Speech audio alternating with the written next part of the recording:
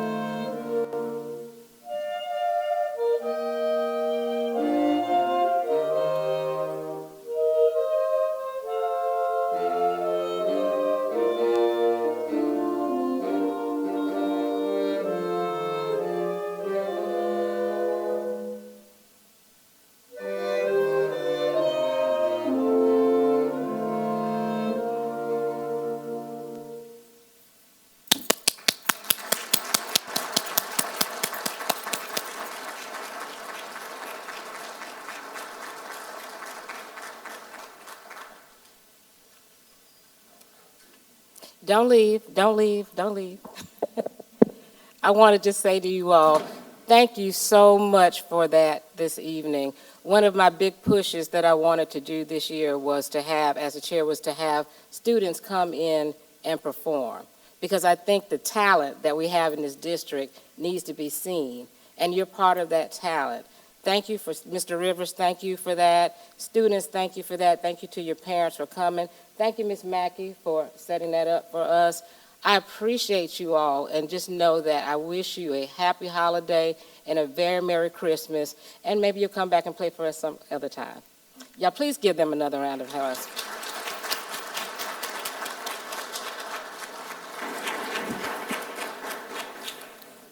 At this time, if we could please ask everyone to stand and join me in the Pledge of Allegiance.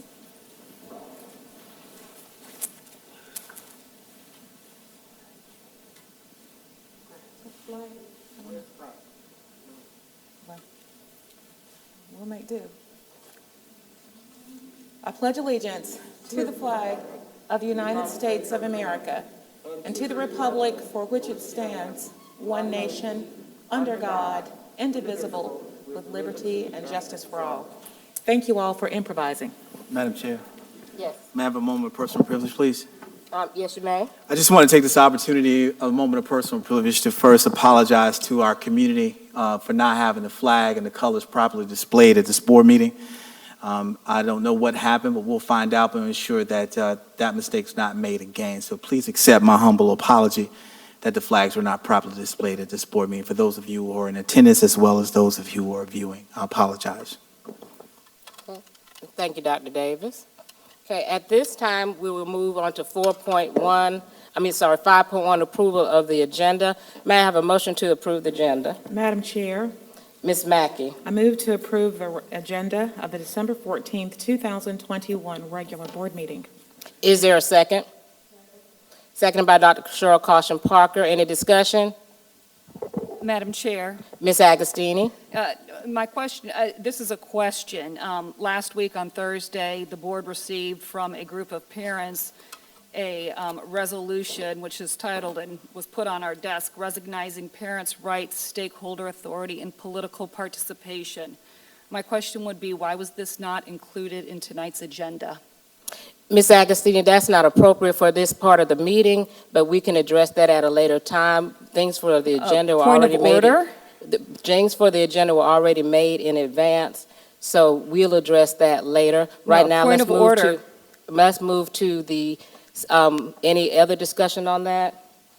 Yes, my discussion is, this is appropriate because we are approving the agenda, and I wanted to know why it was not included. It was submitted It was to not you in- in a timely manner. Everything that's included in a timely manner doesn't necessarily make the agenda. As you know, Ms. Agostini, at the time, it was not appropriate for this meeting, so that is the answer to your question. At this time, it's already been moved and seconded. We'll take any other discussion. Seeing none, we'll take the vote. We'll vote electronically.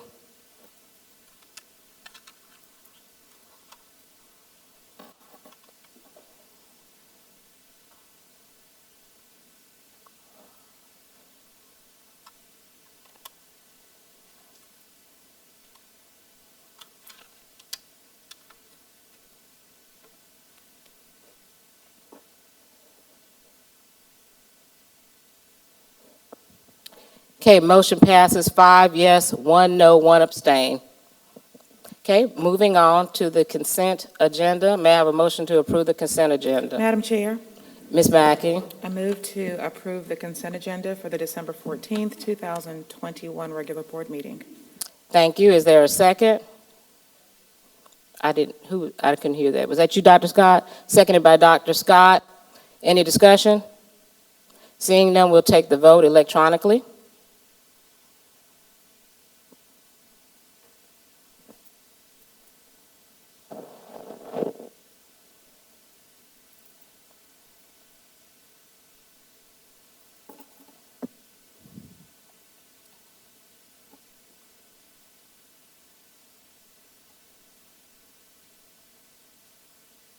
Motion passes 6-0, 1 no, 6 yes. Moving on to public participation. Uh, I'm sorry, what abstain? I'm sorry, I didn't see that, Ms. McFadden. Thank you. Madam Chair, may I have a point of privilege, please? Yes, you may, Ms. Agostini. Thank you so much. I just wanted to introduce my daughter, Caroline. Caroline, will you stand? She's home from college after her first semester and actually asked to come tonight. So I just wanted to welcome my daughter, Caroline. Thank you. Okay. We will now move on to public participation. Before we move on to public participation, let me go ahead and read this. Before we begin, I will remind our speakers that each person is limited to 3 minutes and that at our meetings are streamed live and recorded. According to policy BEDH, comments from the public should not include gossip, defamatory words, or abusive and vulgar language. The policy also prohibits the public session any expression of personal complaints about individual school personnel or any other person connected with the school system. Specific students or personal issues should be handled through the appropriate procedures as indicated in the district policy. Questions asked during public participation typically will be referred to a staff member for a response at a later time. Hand sanitizer is available to use before and after speaking. Okay, so we'll move on to our public participation. We will have first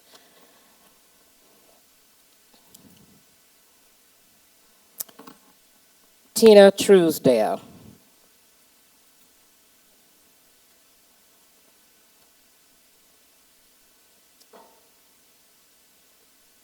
Is Ms. Truesdale here?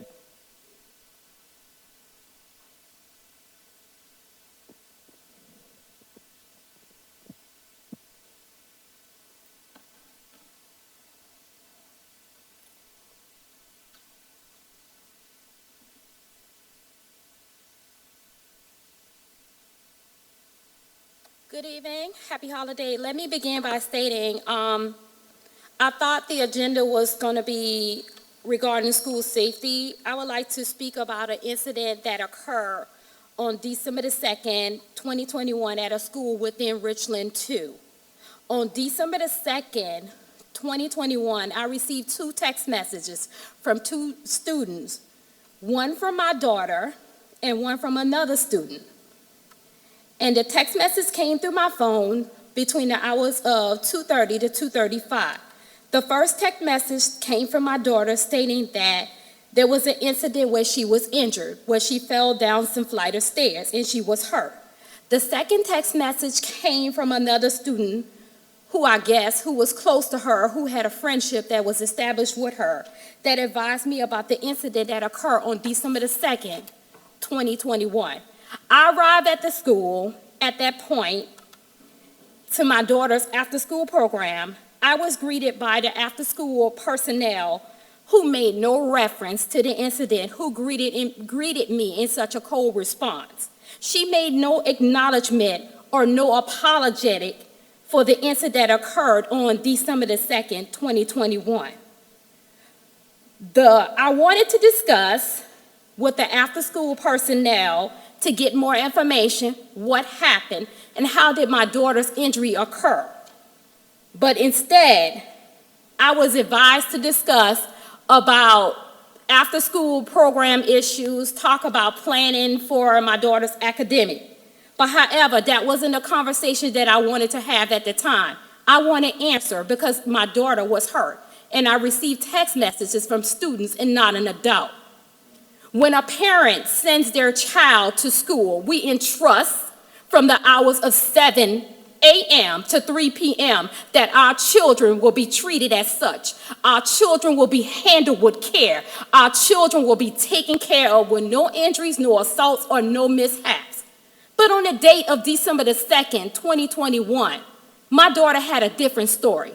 May I add, this is the only child that me and my husband have. And I think it's kind of very rude, disrespectful, and negligent on Richland 2 part that a child had to provide communication to an adult that an injury occurred at the school. I want some answers. How would you feel if this has happened to your child while your child was housed under Richland 2, which is supposed to be quote unquote a premier school? Is this premier when the school district is shellacking in safety? Is this premier when the students are texting the adult parent telling them there's an issue when not an adult that's liable at the school that housed my daughter that did not make a call at all? I want to address issues regarding that matter. We appreciate it. Thank you. Next, we have Sarah Venn.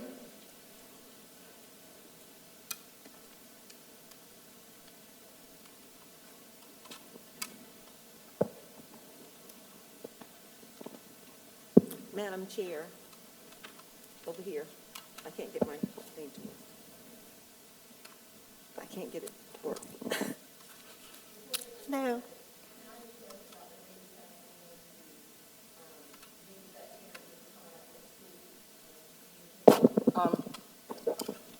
I can't hear you, Dr. Elkins. Okay. May I request that Dr. Davis has someone from his staff to get information from that parent to follow up, to find out what school and what information took place? I believe we have already had communications with the parent regarding Okay. this. Great, thank you. Okay, thank you. Thank you, Dr. Scott. Thank you, Dr. Davis. Okay, I'm sorry, Ms. Bond. It is your turn. Thank you. Happy holidays. Did you know that firearms are the leading cause of death among children and teens in South Carolina? Did you know the incidence of gun violence on school grounds in America, 75% of active shooters were current or former students, and 73 to 80% of shooters under the age of 18 obtain their guns from their own home or homes of relatives or friends? Did you know that approximately 7% of South Carolina high school students admitted in a survey to carrying a gun at least one day in the last 12 months, not counting hunting or forest sports such as target shooting, whereas the national average is much lower, about 4.4%? Did you know that approximately 20% of South Carolina high school students surveyed in 2019 had seriously considered attempting suicide within the last year? Did you know that 49% of child suicide deaths in 2019 were caused by discharge of firearms? Did you know that nearly 18 million guns have been purchased in the United States since the beginning of this year, the second highest year in 2 decades? Did you know that 5.4 million children live in a home with at least one unlocked and loaded gun? Did you know that there have been at least 5 incidences of gunfire and at least 29 incidents where firearms were discovered on school campuses in South Carolina so far in 2021? We have evidence that suggests that secure firearm storage is an essential component to any effective strategy to keep schools and students safe. This is why we need to follow the principles of Be Smart, because it's an adult's responsibility to keep children away from guns. Be Smart is an acronym which stands for S, secure all guns in your home and vehicles. Storage indicates locking the guns and storing the ammunition separately. M, model responsible behavior around guns. A, ask about the presence of unsecured guns in other homes. R, recognize the role of guns in suicide. And T, tell your peers to be smart. On this anniversary of the mass shooting at Sandy Hook Elementary School, we would like to take this opportunity to thank Dr. Davis and Richland 2 for recognizing the importance of secure gun storage and for initiating the Memorandum of Understanding that was signed last week by 8 Midland school districts, 11 law enforcement agencies, including Richland County Sheriff's Department, and 3 hospital systems. This partnership will help spread the crucial message of Be Smart of safe gun storage. Thank you. Thank you very much. Next, we'll have Gus Philpott.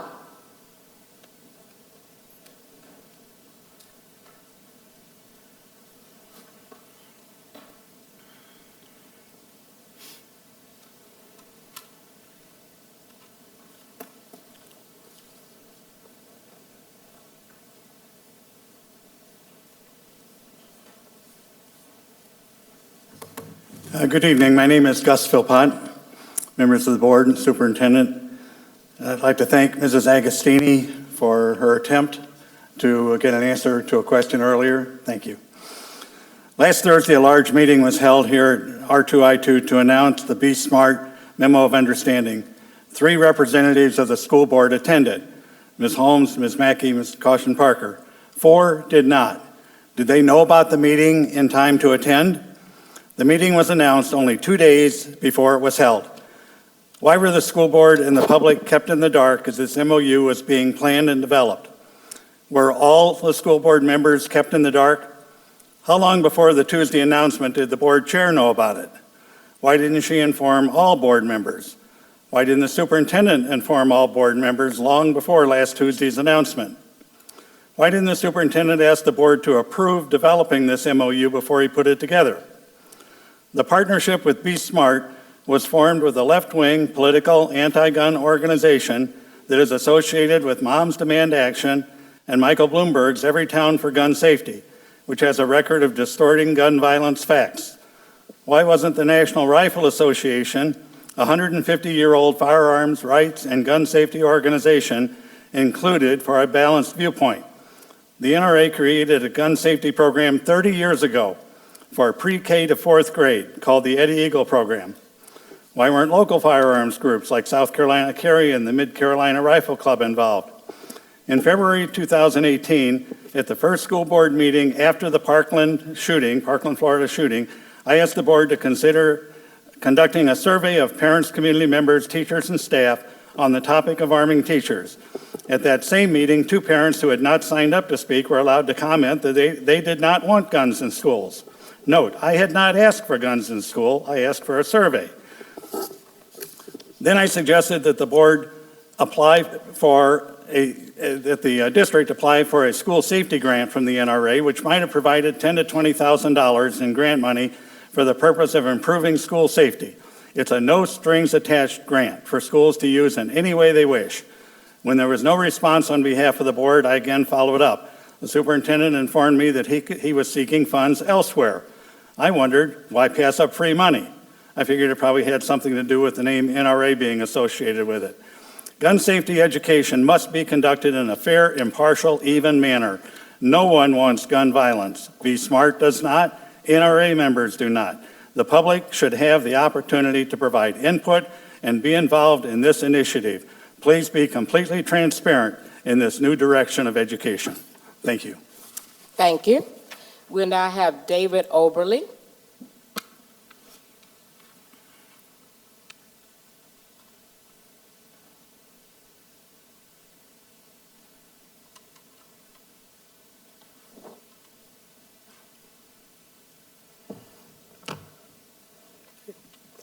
Hello, Board.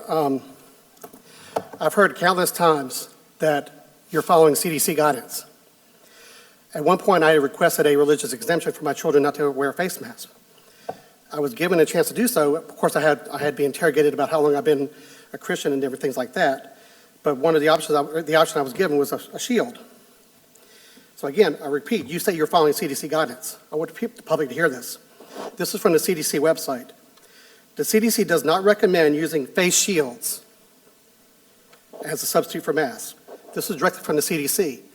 So please tell me how you're following the CDC guidance when you yourselves wear shields and you tell children to wear shields.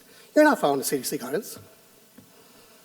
Another comment I want to make is on the November 16th board meeting at 2:44:25 into the board meeting, it was stated that things like talented and gifted are privileges.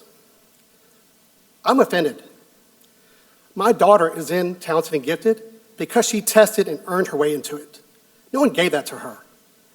I'm not privileged in any way. You know, I came from my father was a public school teacher, my mom was a stay-at-home mom. I didn't come from money, neither did my daughters. They earned their way into it. I was in calculus class for my father in Spring Valley High School, and the class was limited by the size of people who actually could do the math. There was no limit based on, whatever. Every board meeting we hear these accomplishments of all these children we have in this district. Many of them children of color. I graduated with a guy in 1989 from Spring Valley, dirt poor black man, went to Harvard and graduated in 3 years. What system held him back? I don't know of one. He did pretty well for himself. So this idea of privilege and everything, we talk about equity, we talk about equity of outcomes, but let's talk about equity of inputs too. Let's expect, if you're going to expect the same outcome, that you put in the same work to get to it. okay? But yes, when I hear that my daughter is in gifted and talented because she's privileged, no. I'm proud of my daughter for what she's accomplished. I'm very proud of her. Thank you. Thank you. Next, we'll have Ethan Lopez.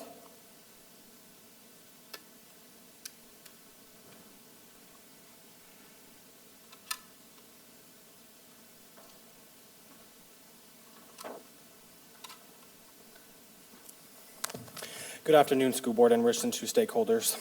South Carolina has placed ninth in the top 10 worst school systems in the United States. Yes, what a surprise to all of us. That is not just because of the students' test scores, it's all the problems that contribute to the school system. At first, I did not want to believe that, but as the school year went on, I saw it starting to. Here are some reasons why. When one of my teachers is out for the day, we would walk into class with no sub and would be in there for 2 hours alone. This has happened 3 or 4 times so far this year. This is highly illegal in most states, and I believe it is also here. This is not at all my teacher's fault. Maybe if you paid them enough and substitutes, they would actually want to show up. What if there was a shooter? What if there was a fire or a student got hurt or had an allergic reaction or some emergency? What do you think a classroom full of freshmen are going to do? Freak out and get killed because their reaction would be to panic and run. And when parents are told there was no teacher in there and a student got hurt, Richland 2 would be sued to the ground. The lack of caring from an administration is sad and very dangerous. So I ask you, when is real student safety going to be your first priority? Because something like this can be prevented if we had people who cared. Last school board meeting, a teacher from my school came and expressed his feelings about the mask mandate and said how much he loves it and how much it has helped with the behavioral problems at my school. This is a bigger lie than when Joe Biden said he's fixing America. Just yesterday, there was 2 fights, one in my first period and one in my third period. I have seen more fights after the mandate than before, and I have personally seen him break up 3 fights since he made that statement. I was kicked out of class and put in school suspension by a teacher at our school for not wearing a mask. This was before you guys made a mandate forcing us to wear them. Now that there is a mandate, administration tells us to put on our masks, but as I walk around the school, most of the admin either have them on their chin or none at all. I get it. It's hard to wear masks 8 hours a day, and it's hot and we can barely breathe. Please end the mandate. The way teachers are treated, overworked, and underpaid is sickening. I would like to say to all the teachers that are watching tonight, you are my hero. We need change in this district. The students are not well. Stop the mandate. And as Paul McCartney would say, fight for the right and live in freedom. And let's go, Brandon. Thank you. We'll next have Jennifer Bledsoe.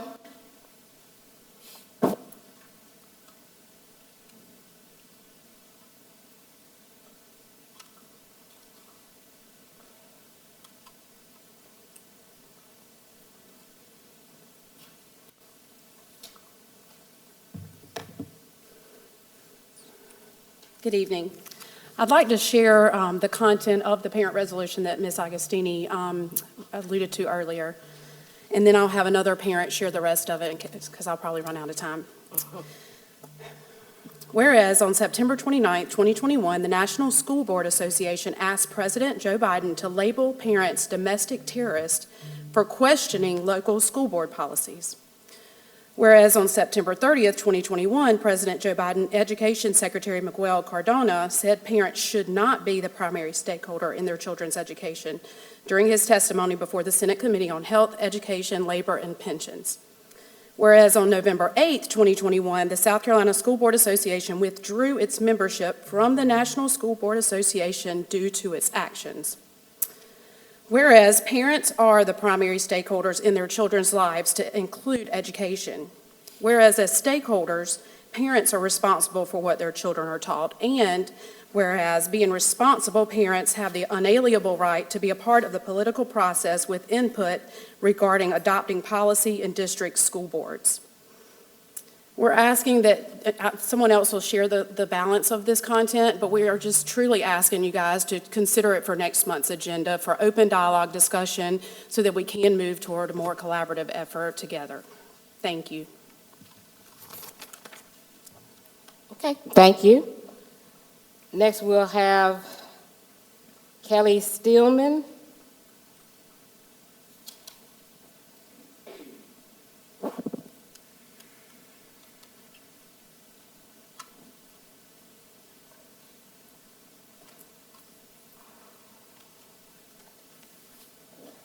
Good evening.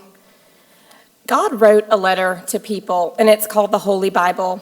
And in it, it teaches us how to live and interact with others. It used to be required teaching. When God created Adam and Eve, he instructed them how to live. But Satan twisted God's word, saying, "Did God really say you couldn't eat from that tree?" They believed a lie, acted on it, and sin and death entered the world. God's word teaches us truth so we can recognize lies. He created boundaries for our good. He created man, and he made them male and female. So when that basic truth gets twisted, it causes confusion to young, impressionable minds who begin to question how God made them. Kids begin to step outside of God's boundaries into dangerous territory. This district introduces concepts about gender that God never created in surveys, trainings, policies, books, and throughout this district in some places. God also said that man and woman were to be fruitful and multiply, and he made their bodies for reproduction. He also warned against sexual immorality, the perversion of intimacy beyond the boundaries of male and female in marriage. So when this basic truth about sex and marriage gets twisted, it causes confusion for impressionable children, and they begin stepping outside of God's boundaries into dangerous territory. This district allows books, even in this building, that are front and center for children to see and read, promoting and celebrating sexual choices that are outside of God's boundaries on its website and its policies and in its libraries. God's word also says that he loves all people, that we are not to show favoritism, but to love each other, even our enemies. When we twist this basic truth and act in and promote favoritism of one specific group of people over another group, we are stepping outside of God's boundaries into dangerous territory. And this district is elevating one race over another in its policies, hiring practices, training, and development. You use this phrase, "How are the children?" God warns us, if anyone causes one of these little ones, those who believe in me, to stumble, it would be better for them to have a large millstone hung around their neck and be drowned in the depths of the sea. With gender and sexual identity policies, we are twisting God's truth in the name of love and tolerance while potentially causing great harm to the majority to appease a very small minority. Emphasizing racial differences and separating by race creates fear, distrust, and division. This is not healthy for children. When I have asked why does the district promote these harmful ideologies, it's funding, it's money. Education is to be controlled locally, yet $10 million comes to R2 from federal sources, including activist groups. Is it right to take money that requires implementing ideologies that are harmful to children and go against God's truth? I beg you to stand for the things of God. These ideologies will do irreparable physical and emotional harm to these children, and we know this. Thank you so much. Appreciate you. You're welcome. Yes, next we'll have Mr. Logan Trapp. I'm sorry, Ms. Logan Trapp, I'm sorry.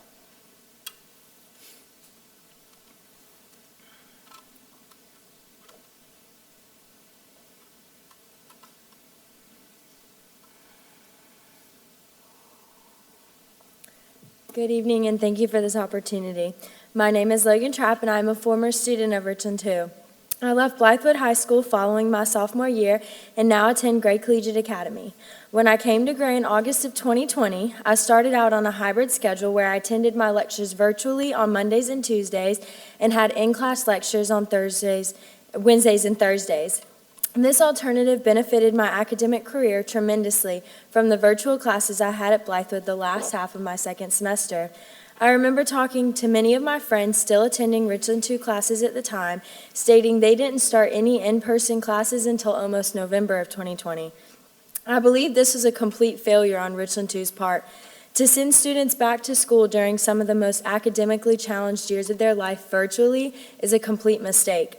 I understand a pandemic was never in any of our sights, and to immediately try to recover from COVID is a very difficult thing to do, especially in a district with tens of thousands of students. But taking at least 7 months to send students back into the classrooms to nurture their learning is an absolute failure of the district. Knowing my own personal experience with virtual learning versus hybrid and in-school learning, I know I would have struggled extremely in an online-only learning setting, and I know many students my age did struggle with this issue as well. For the district to have no plan on an issue this big is a huge problem in our school districts today. I believe by restricting students to online learning only during the peak of this pandemic, the district set our students up to fail. Not only did the district fail to have a virtual plan in place, but it also failed to quickly design a program for the students to continue their learning while at home. If a similar high school in a different district location could immediately respond with a hybrid or some form of an in-person learning module, why couldn't this district do the same? I firmly believe this district took their desires to help the children succeed and threw them out to replace it with political mask mandates, restrictive online learning, and student failure. Thank you. Thank you. Next, we'll have Mr. Larry Smalls.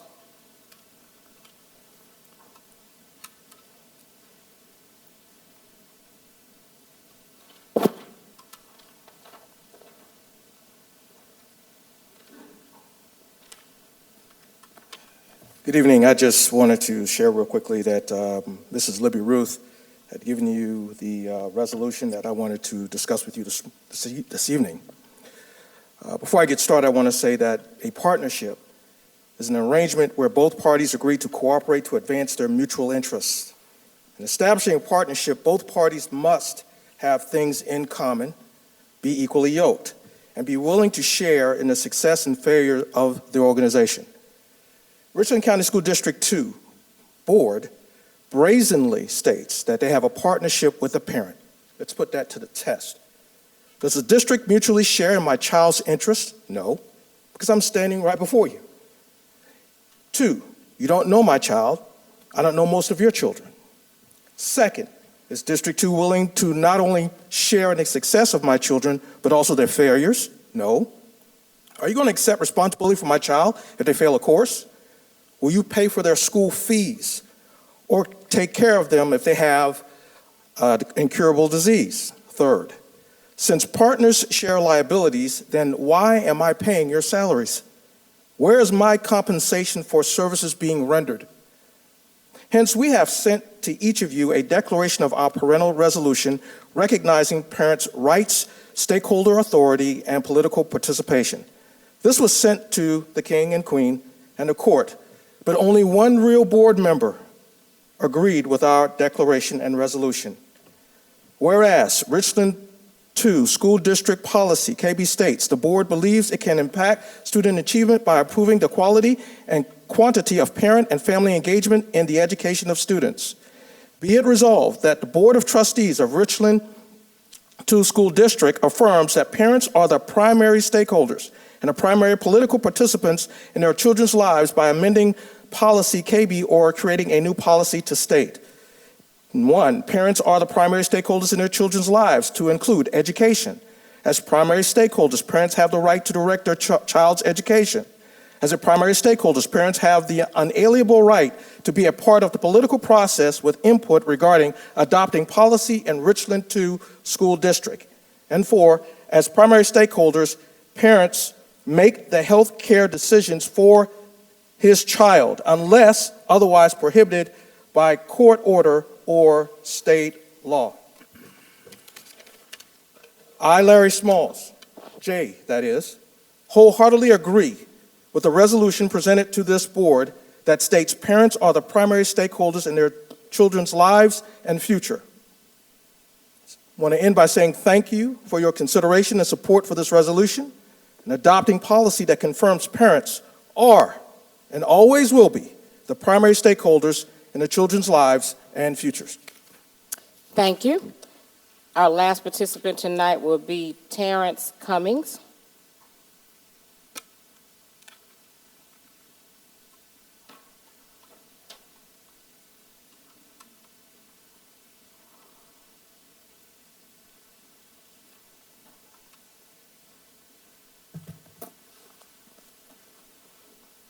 I took a piece of human clay and gently formed it day by day and molded with my skill in art a young child's soft and yielding heart.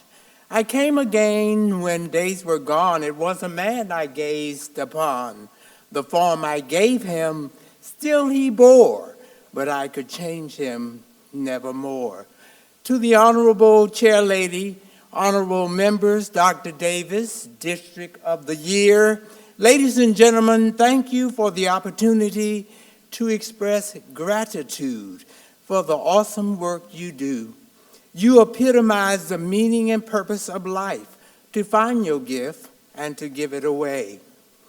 Daily throughout Richland, too, we see consummate professionals taking human clay and molding their skill and art through the district's 4 core values: learning, character, community, joy, whether using 6 R's, so or culturally relevant pedagogy. The plethora of successes in the district are under-highlighted. In this regard, be encouraged if you did not have a minority of distractors.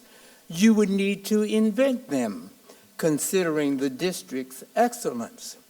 All track coaches in Richland, too, tell runners to keep their eyes on the prize. You stumble only if you're distracted by a small group, a cabal. As a retired educational scientist and exhorter listening to the public comments, I reaffirm that I always wish to meet the parents. It helps me to forgive the children. Even so, our nearly 28,000 children prove one of the R's, resilience. Despite parents and others who may not exhibit the R for respect for the leaders in Richland, too.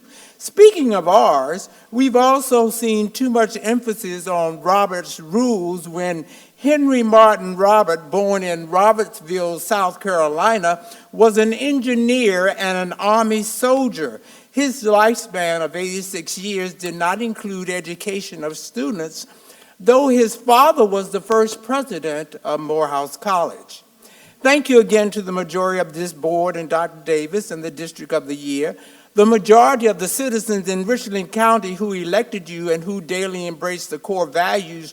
Trust your judgment even in this current political aberration of which you are well aware. Yes, we care. 2 quick points. Open meeting acts across the country. Thank you, Mr. Cummings. We appreciate you. All right.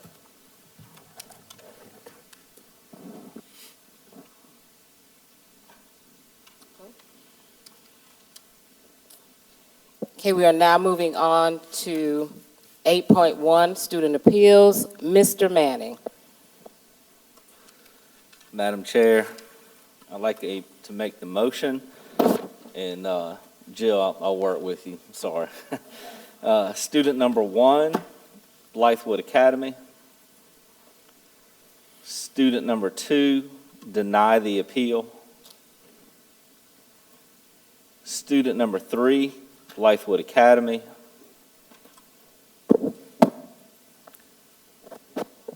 Student number 4, Blythewood Academy for the remainder of the year.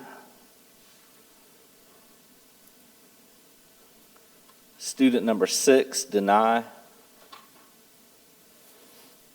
Student number 7, deny. Student number 9, 10, and 11, Blythewood Academy.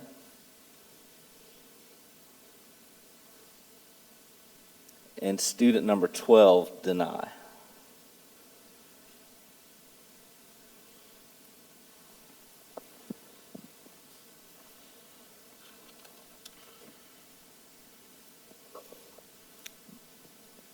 That concludes my motion. I'm giving Jill a chance to catch up. Yeah, that's fine. It's long. Sorry, Jill. Mr. Manning, when it appears, would you please check it? I will verify. Thank you. Madam Chair, Ms. Agostini? I was wondering if I could second the motion and make a comment while she's working on this. I don't think I understand what you're asking. What are you asking? Well, there needs to be a second on the motion, and then, so she's going to be working on this for a moment. I wanted just to say something while she's working on putting the motion together.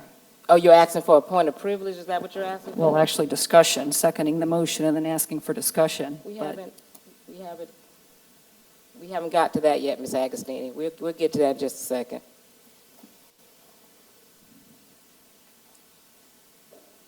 Has it been seconded? Let's second it. Thank you, Ms. That's what I was Mackey. trying to do. Thank you, Ms. Agostini. We appreciate you. Thank you, Ms. Mackey. We would have got to that in just a few minutes. Just give us time.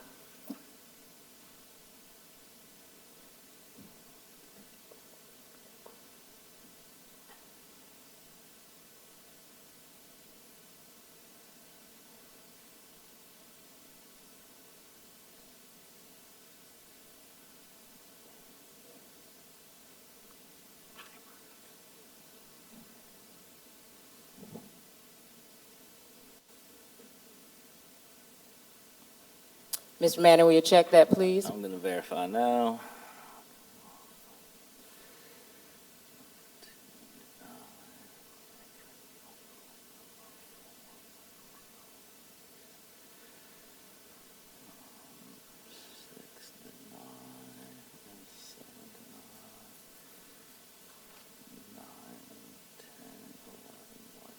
That is correct. Okay. Any discussion? Madam Chair. Ms. Agostini? Thank you. I just wanted to make a comment that, often as we're reading these student appeals, this is not easy to do. And often what we read from parents is that their kids are good kids. We're not here, I'm not here to decide whether you have a good child or a bad child. Inherently, I think they're all really good. I'm here to make a decision based upon the decision that our students make. And that's what I wanted to say tonight. Thank you. Okay, no problem. And let me also, for clarity, let me put this in there. What I want to do is, and how I'm going to do it is when we have a long motion like this, I will ask for the second after it is written up there to make sure it's correct. So for the next one, I will let me get to the second, and then we'll do it the way that I would like to do it. Thank you. At this time, we'll call for the vote.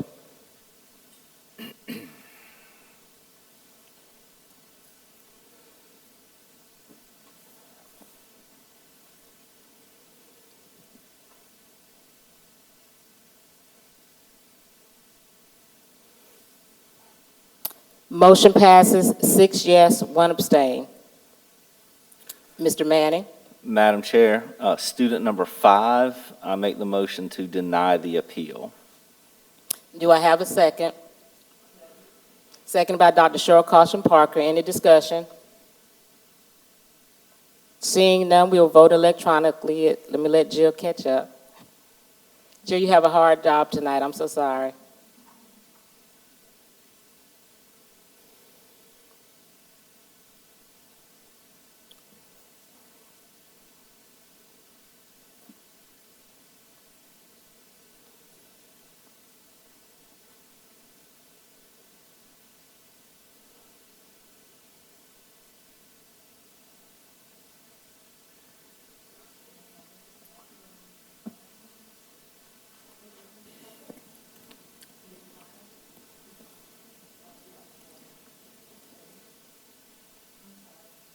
I'm sorry, Ms. Avery Hart, I voted in the affirmative. Did it pop up?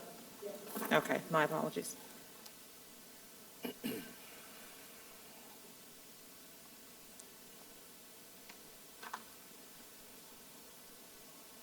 Motion passes 5 yes, 1 no, 1 abstain. Mr. Manning? Madam Chair, student number 8, I recommend Blythewood Academy with Lorraine Act. Do we have a second? Was that you, Dr. Scott? Dr. Scott seconded that. Any discussion? Seeing none, we'll call for the vote electronically.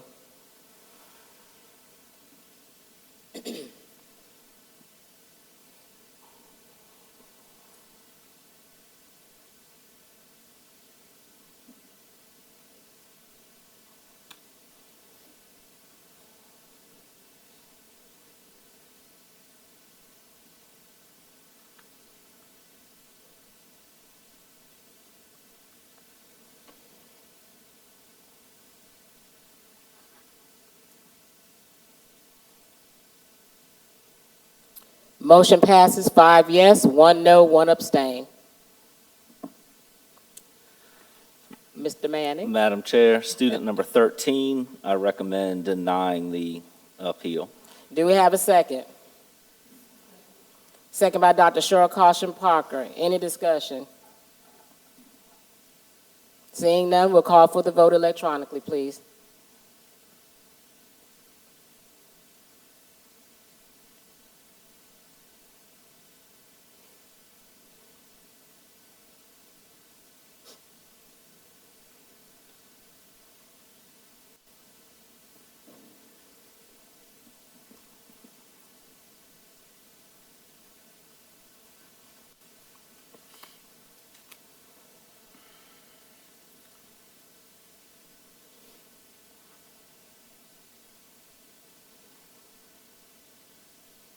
Motion passes 5 yes, 1 no, 1 abstain.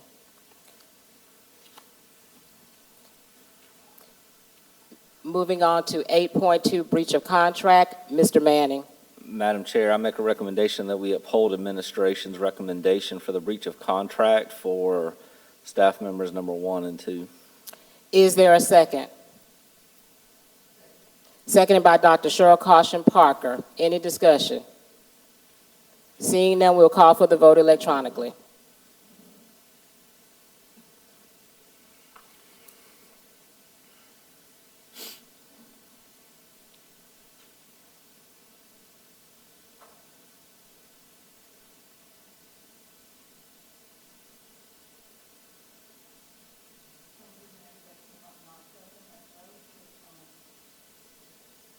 It's not showing up, Ms. Everhart? Okay. Can we vote now? Okay, thank you.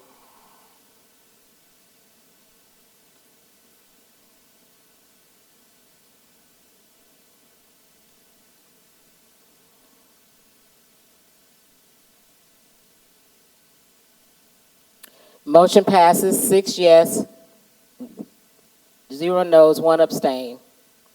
Moving on to 9.1, unfinished business, approval policy revision, BID board member compensation and expenses. Dr. Davis.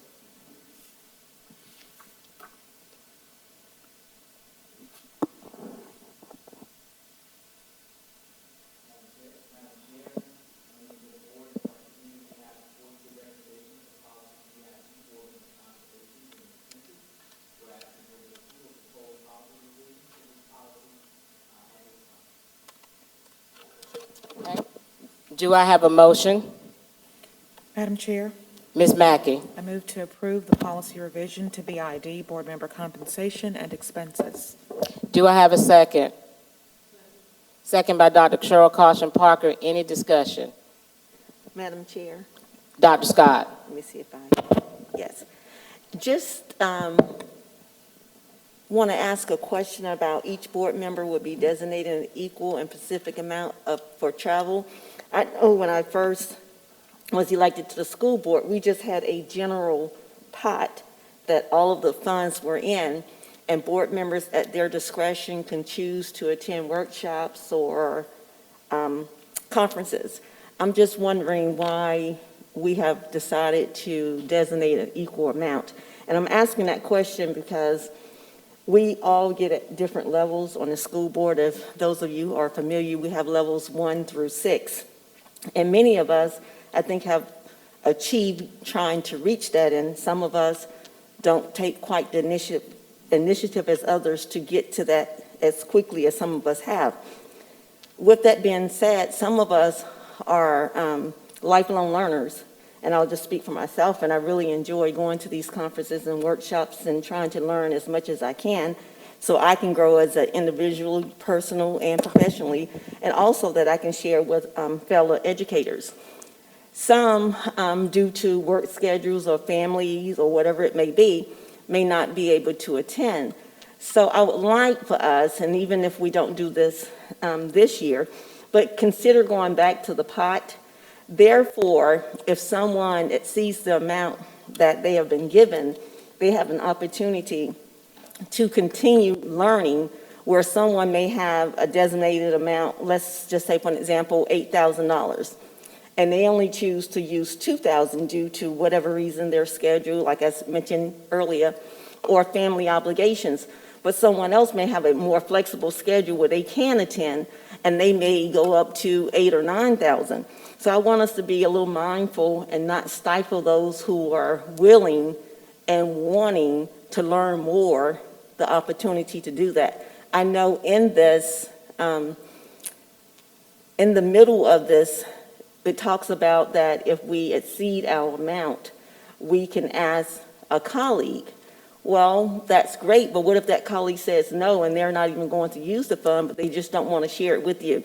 So I just wanted to put that out there for the record, that maybe in the future that we just go back to that general pot that we once had before, instead of stifling some board members and keeping them where they're not given that opportunity to continue to learn and to grow.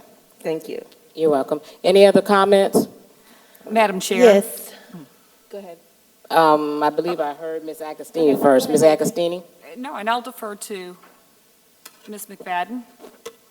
That's fine, thank you.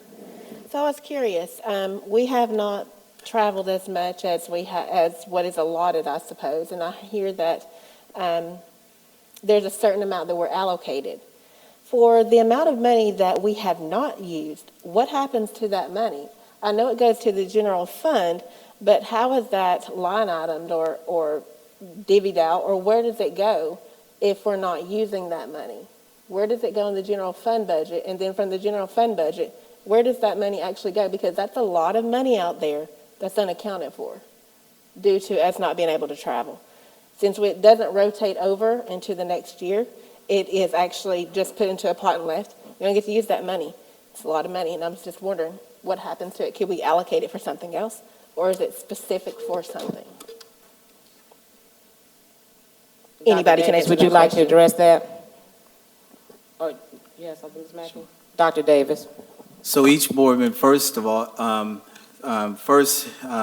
to address the equal amount, I believe the equal amount was adopted in the 2017 version of this policy. Prior to that, it was a set pot, I believe, but I will double check to make sure that I'm correct. I believe there were concerns or questions around whether or not board members should have equal amounts of money, and that was what was agreed upon in 2017 when we revised this policy to give board members an equal opportunity to travel. Each board member is allocated a certain amount of money. I believe at the currently that amount is about $7,000 for their travel. To this date, I don't think that there's been an excessive or extensive amount of money that has been left in the general fund with the 7 board members that have been traveling on previous boards. And so we've gotten very close, if not right to the allotted $49,000 or $50,000 has been allotted for our board. Now, I must say, compared to other boards around the state, it's somewhat of a modest amount for our board. I know there are some boards who have had close to $100,000 for their travel over the course of a school year. So our board has been very diligent in the utilization of public funds in order for them to be educated on board policies and stay updated on current information as they need to be better to help themselves be more effective and better board members.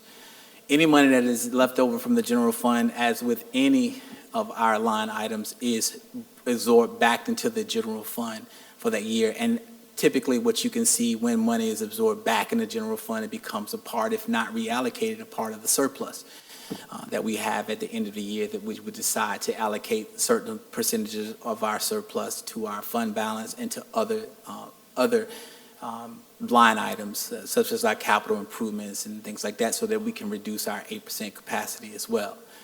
But to this date, it's not an absorbent amount. We're talking roughly a couple $1,000s of $320 million. We're talking about $2,000, $3,000 that may be left over from board travel and expenses. Okay, thank you, Dr. Davis. So I was just curious. So if, for instance, what Dr. Scott was speaking about, and there's an allocation, there's a lot of money left over, no particular board member decides, I don't want to travel that much this year, and there's a couple of board members who feel that way, that's, again, a lot of money that is left over. So I'm just curious, again, with the general, going back to the general fund, and they don't want to use it, it's just going back to be recycled into the general fund to be used according to however it is decided by Chief administrative officers? Yes, ma'am. As stated before, it's not just this line item. There are multiple line items in the general Well, I'm fund. only talking where about this I know, one. but I'm giving you an example. There are multiple line items within the general fund where we may not utilize all budgeted monies. When that money is unbudgeted, when the money that was budgeted is not used and the money is absorbed back in the general fund, it could be reallocated, or as it has been in the past, most of that money goes back into our fund. It becomes a part of our fund balance that goes into our savings, which helps, again, lower our 8% and our debt capacity in the school district and allows us to do certain things. And again, it's only a couple $1,000s. I think from my experience as superintendent, where I've seen the board travel, there's an allocated roughly about $49,000 to $50,000. We're using anywhere between and I don't have the numbers in front of me, about $45,000 to $46,000, and maybe $44,000, $45,000 as far as travel. So it's not an excessive amount of money that's being left over, that's being reallocated into the general fund. In this policy, the way it's currently constructed, the board has always had the latitude to designate if they want to increase the amount of money they want for travel. So right now, it's set at a specific amount. But you all at the very beginning of the budget season can decide if you want to increase your travel as a board. If you want to increase it from $7,000 per board member to $10,000 per board member, you have the latitude in the way this policy is currently constructed. This will alleviate any concern of whether or not you are going over an allocated amount. It can be a year-to-year decision every year that we do the budget. Budget season is coming up in January. You can have conversations among yourselves to decide as whether or not that's going to be an issue that you want to address as a board. Okay, another question. I'm sorry, Ms. Agostini, but I was just curious because we've been encouraged not to, get mileage, or get our food reimbursement. So what happens to that money? I'm not aware of being encouraged not to get mileage. That was not on several occasions, I have been, we don't really count mileage. We don't really do that. You can, but it's more like, and I submitted mine. And the issue with that was that it's only a certain amount of time, which I was unaware of. It's only, the fiscal year ends in June, so I'm getting all my stuff together and I'm trying to submit it. And I'm just trying to do it properly. So I would like to see that instead of us having to do that, constantly all the time and trying to keep up with it, that it's automatic. I mean, it's automatically for us, but we have to fill out that paperwork. So, and I understand that, it might be a little bit more for district staff, but to be fair to everyone, mileage is automatic. We're here at the meeting in the same way. It's automatically counted.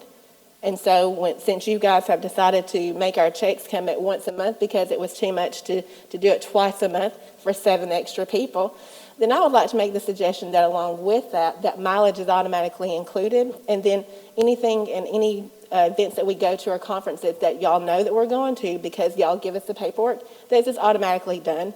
It's only fair. I'm just saying that because trying to come up with it and do it and submit it, and this counts but this doesn't count.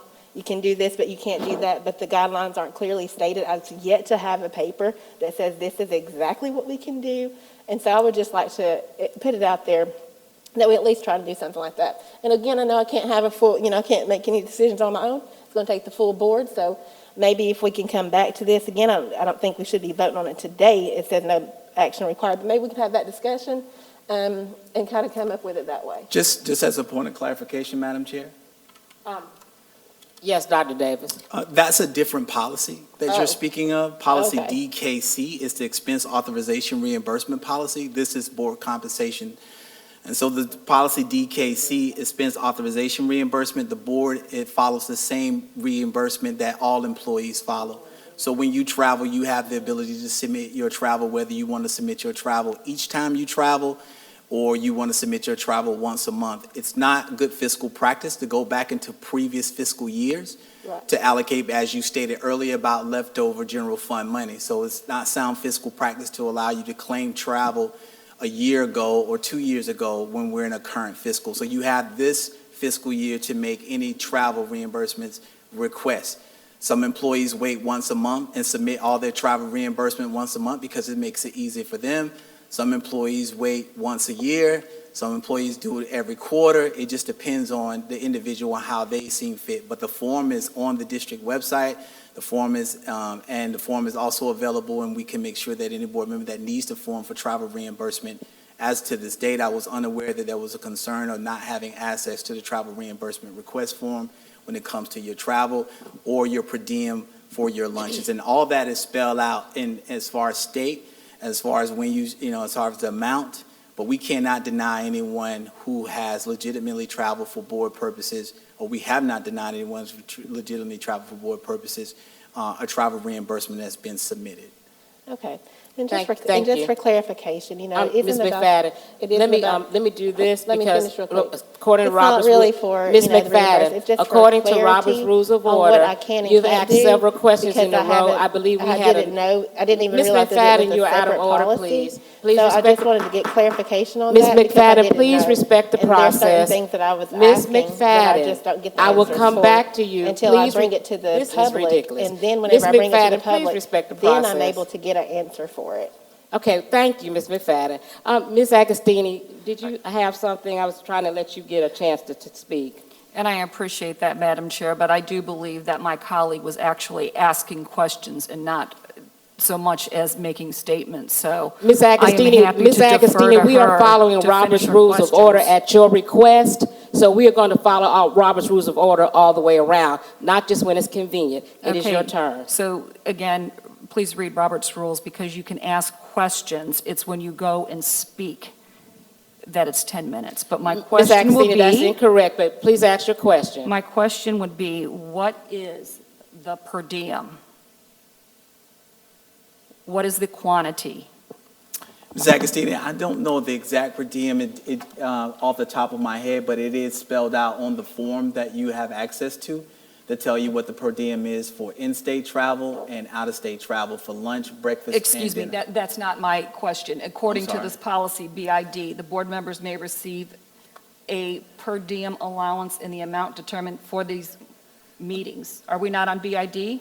Yes, Okay, and we're changing the wording to be the per diem allowance. I apologize. The per diem that we're stating here would be your board pay, and that will be paid in a per diem as opposed to being annualized or paid every on the 15th and the 30th. You'll receive it per your attendance at a board meeting.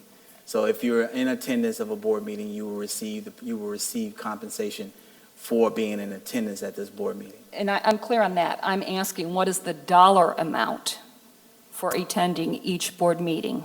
It has been, if I'm not mistaken, we discussed that amount in one of our executive session meetings with you all, but that dollar amount would be your annual pay or your compensation divided by 30 meetings, 30 board meetings. All right, well, for full transparency, can we tell the public what that is? I don't know off the top of my head what your dollar amount is, but if you do, you're able to share and divide that by 30, and that will be your per diem amount. Well, what I calculated was $320, and I wanted just to check with that. If we're making $9,600 per year as a board member and divide that by 30, that's $320. I was just hopeful that we might have that answer for the public tonight. Sounds like we do. I'm not sure.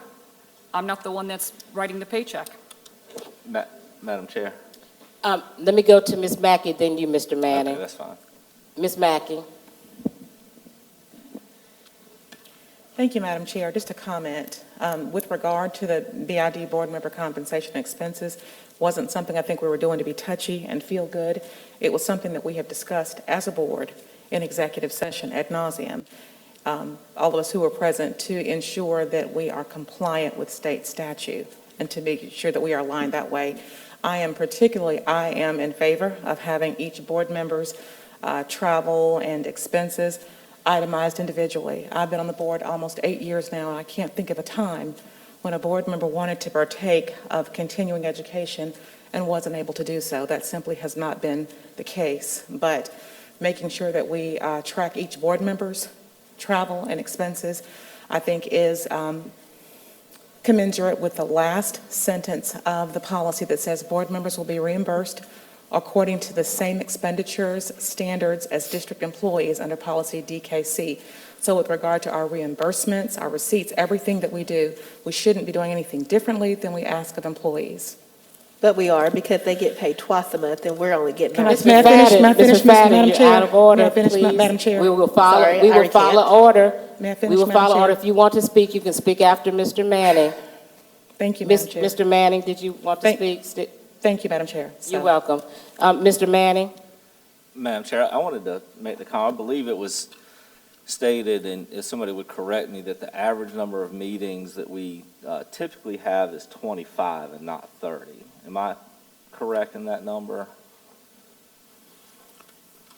It has varied over the course of the years. It has been between 25 to, I think, 27, but we've never, or 29, we've never exceeded 30 meetings as of our last analysis of the number of board meetings we've had over the last several years. We've never exceeded 30 meetings. Correct. So you answered my question, between 25 and 27. So if we were to, in effect, divide it by 30, that would mean that the board has effectively taken a pay cut. Not that I'm afraid of taking a pay cut, but I just think that if we are, as a board, I think we need to make a decision that if that is what we're going to do, then we do that. But I recommend that we divide it by 25, which is more of a standard number of meetings that we have a year than 30. It allows us to go up to 30, but that is not our typical pattern. So I would recommend that if it's not in the policy, so frankly, the discussion about that is, unless we're going to put it in the policy, but I would recommend that the practice or administrative rule or whatever is going to go with this be based off of 25 meetings. Hey, thank you, Mr. Manning. Dr. Scott? Oh, I'm sorry, Ms. McFadden, you were next, then Dr. Yes, Scott. so Mr. Manning, so what does that mean? So you're saying if we divide it by 25 instead of 30, but what if we have 30 meetings? Then, in effect, we would get paid more if we had 30, but if our typical pattern is to have 25 meetings. If we divide our pay by 30 meetings and we have 25, in that year, we would take a pay cut. In which year? The one that we have? The one that we only had 25 meetings. Okay. If we happen to go to 30, then we would actually receive slightly more that year. But what if we don't go to 30? If we don't go to 30, then because it's per diem, then again, we typically have 25. So if we had 25 meetings and we divided our pay by 25, we would receive the same compensation we do now. Okay, But if we divide it by 30 and we're in a typical year and have 25 meetings, then we would receive less compensation. Okay. So this seems like we need to take a little bit more time to review this. I'm glad it's not up for vote today. Well, it can be decided separately. It's not in the policy what the per diem is. If we were to issue a pay increase for us, then we would need to have that voted on separately. I would just like some agreement that we can say that it's based off 25 meetings to go with the administrative rule or whatever we're going to do to decide that. Or we can put it in the policy and say what the amount is based off 25, and then if we go over, we go over. If we go under, we go under. So that would be interesting, because if we've already met the 25, and then we have like 3 more that we need to do,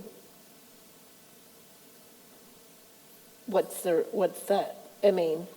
So, Matt, somebody do the math for me. If I can get Dr. How many Miley or meetings did somebody we have to give last me an year? amount of, if we had 25 meetings based off of our current annualized salary, what would that amount be? Well, 3 additional meetings would mean $960. In addition, I calculate the 9,600 I don't know if this is divided by 25. If we took, currently, the annual amount for all board members, with the exception of the chair, is $9,600 a year. At chair is $12,000 a year. If you divide that by each of those by 30 meetings, you would have $320 for each meeting for board members and $400 for the board chair. If you divided it by 25, that would give you $384 per meeting for board members and $480 for the chair. Thank you. If then we had not just 25 meetings, but had 30 meetings, the annual would go up to 11,520 for board members and 14,400 for the chair. That just gives you a perspective. Thank you. So. Thank you for that clarity. When we write this policy, if we say we're only going to do 25, but we end up doing 30, are we still allowed to get compensated for that? Because we're saying we're only going to do 25. No, I'm not saying we're only going to do 25. I'm stating we need to determine what the per diem is. I'm recommending that we do the per diem based off of our standard 25 meetings. Okay. So if we go under 25, we would still make less. If we went over 25, we would make a little bit more, but it would be based off of the standard number of meetings that we currently The rate, the from rate. what you're saying, would be based on basically what we're doing now, if y'all went that direction. I think the way the law, and Baron, y'all may correct me, I think you can be reimbursed for up to 30 meetings. Okay. So it would be capped at 30.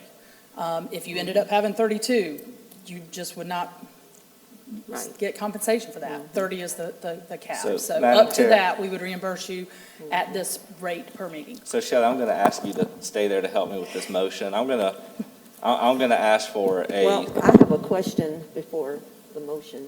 Well, have we not made a motion to approve it? You made the motion already. Did we have a second? Yes, we did, because So we would had- not be so in discussion. I'm asking for a secondary motion, an addendum to the primary motion, Okay. of which I'm asking, my motion would be that we add to the policy when we say per diem, that we put in the amount of per diem to be, read me the number for standard board members. Using 25 meetings. 25. It would be 384, 384, and the board chair, 480. 480. So go ahead and write into the policy what the per diem amount is. Mr. Manning, I'm going to second that, just for the sake of discussion, if you don't Okay. mind. Okay. Any discussion? Yeah, my question is, if that amount ever changes, what you're asking for can take place as it's written now, is it not? For you, I mean, the per diem amount is the per diem amount. What you're asking for, if that amount ever changes, then we need to go back and redo the policy, It right? is, I guess I don't know where that amount's defined, because currently our pay is defined in another section somewhere. I don't know what the right administrative part to this is to define what the pay is. I'm It's not not- sure it's not if it's in policy what the actual amount is. I'm not very sure. We can take a look, but I do not believe that it is in policy. So putting it here would put it in policy. It would go along with meeting I guess the question that multiple board members have had. Now it's clearly defined that a board member compensation per meeting is 384, chair is 480.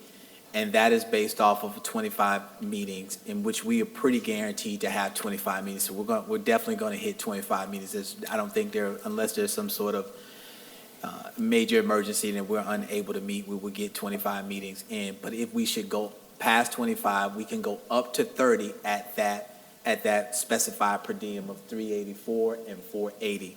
But we cannot go beyond 30 in compensation because that is in state law. Precisely. Okay, Yes. Dr. Scott? Precisely. My question was for clarity. Mrs. McFadden stated that we're getting paid once a month, but I don't see that. Is that something that we discussed, or, so we are changing the pay? Yes, to ma'am. what? It was discussed in Okay. another meeting. Yes, ma'am. Okay, so what day would that be changed It to, would be like the the first? second pay period per month, I believe, is what we discussed. So it would be like the 15th of the month, every month? Yes. Okay. Around in there. So is there a reason why we decided to go to once a month versus twice a month? Because I know faculty and staff is still on twice a month, so would that be much more work on the finance department, or why did we choose that? We could certainly do it twice a month, but there will be reporting that we have to document the meetings you've attended. So we're not necessarily going through that formal process. There will be documentation to it. We can do it every 2 weeks. We'll just have to do twice as much documentation. It can be done. Oh, I wasn't sure. I'm just asking. Either way is fine with me. It can be done. It just will, From an we won't be able administrative. to reimburse you until From an after. let's just say from an administrative perspective, it will help us not to have to do it. Should for some reason someone missed a board meeting and then they were already reimbursed because of that, because of the automaticity of the payroll system, then the board member then would be responsible for them reimbursing the district back.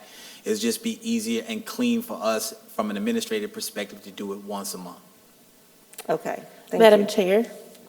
Give me just 1 second, Ms. McFadden, I'll come right back to you. Okay. I was sitting here looking at this, and you tell me what you all think, but if we're trying to, if it would be maybe easier to do it, board members will receive a yearly salary, put the yearly salary of the board members, the yearly salary of the chair, in a per diem that will be paid for no more than 30 board meetings in a 1-year calendar.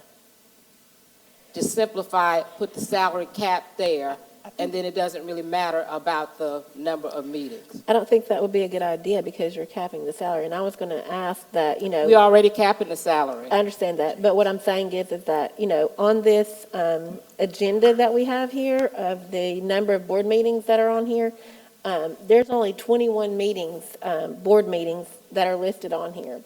I would rather do our compensation based on the board meetings, because there's a lot of other meetings that happen outside of this time frame where people may be at work, they can't attend, and so we're obligated to come to these meetings that are listed on here, the board meetings. And sometimes there's other meetings that are scheduled. So I would like to see that we're obligated for these 21 meetings here. And then if you can attend other meetings, like there's some things that happen that I'm sure we don't get paid for during the day while some people are at work. Some things you get paid for, some you don't. I'm not really clear on exactly which ones they are. But we should only be obligated for these 21 board meetings right here, not any other extra meetings that are called quickly 2 days in advance or something like that. We've had that happen where we're at one meeting and we get another meeting, and then there's issues because some people can't make it. And that would be a meeting that that person would miss out on getting compensated for. So my suggestion would be to do the 21 that we're obligated to do. And matter of fact, I know Dr. Davis's salary got backed up whenever it got changed to the fiscal year. I would like to see the board have the same, the expectation for the board as well, instead of January 1st, because that's not the beginning of a fiscal year. But in the same way that Dr. Davis's salary was backed up to July, I would like to see the boards as well. Ms. Mackey. The reason, if I'm not understanding, the reason that January 1st is the effective date is because, as we discussed in executive session ad nauseum, is that we are trying to be compliant with state statute.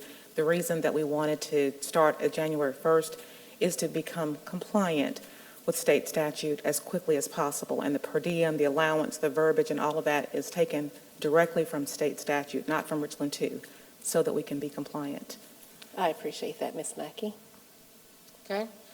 There was a second, any other discussion? Mr. Manning, you had a secondary motion on the floor.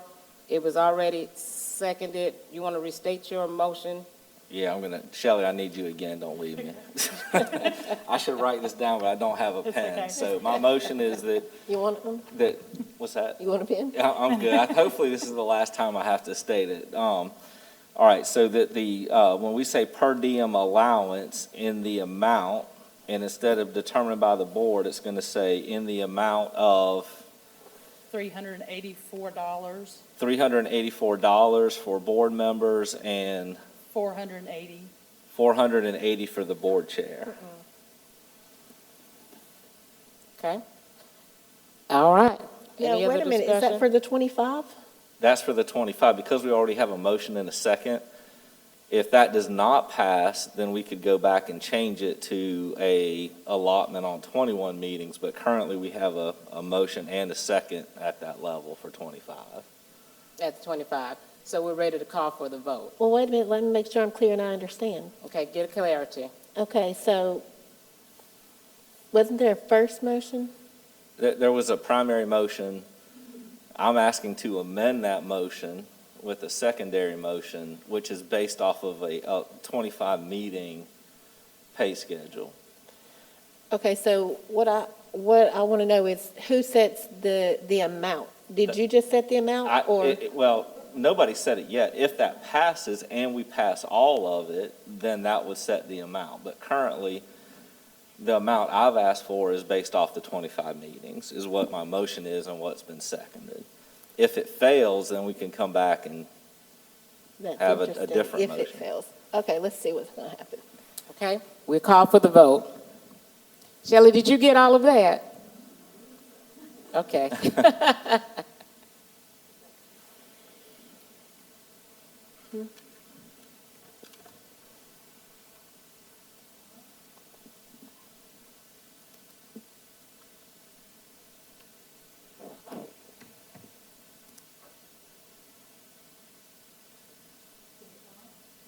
Yes. Dr. Scott, are you missing the pop-up? I think it went up again. Do I need to do it again? Do it again? Okay. Can we just do a hand vote?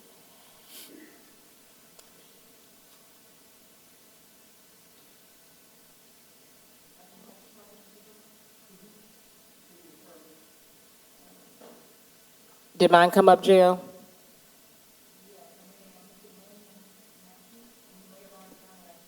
I have. I don't I think voted it's in the- working right. I've already I voted in voted. the affirmative, Ms. Avery Hart. I also voted in the affirmative. I did too, so if it didn't come up.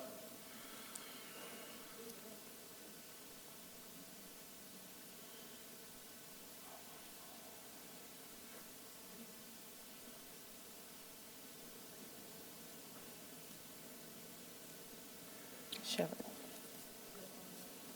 Madam Chair, can we just do a hand vote? Yeah, since we it's- can. It's frozen like it's freezing in here, so, okay. All in, all in favor, raise your hand.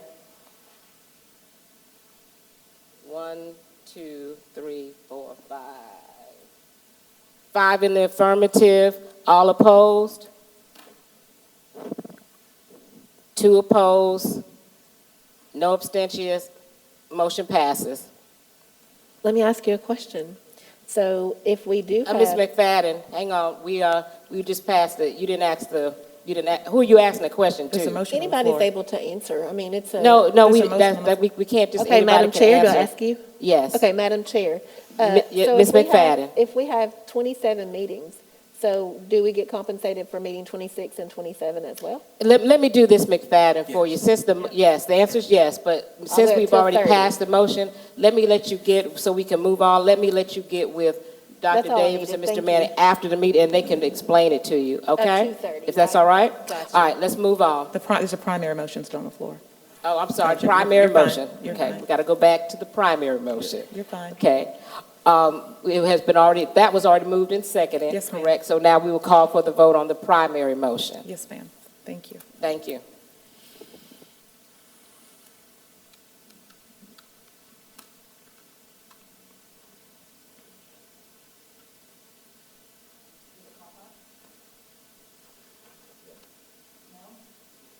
No.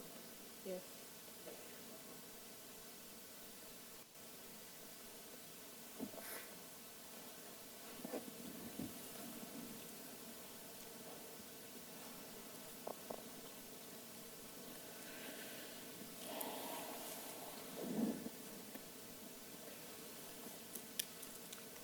Did we have a pop-up this time? Did it come through?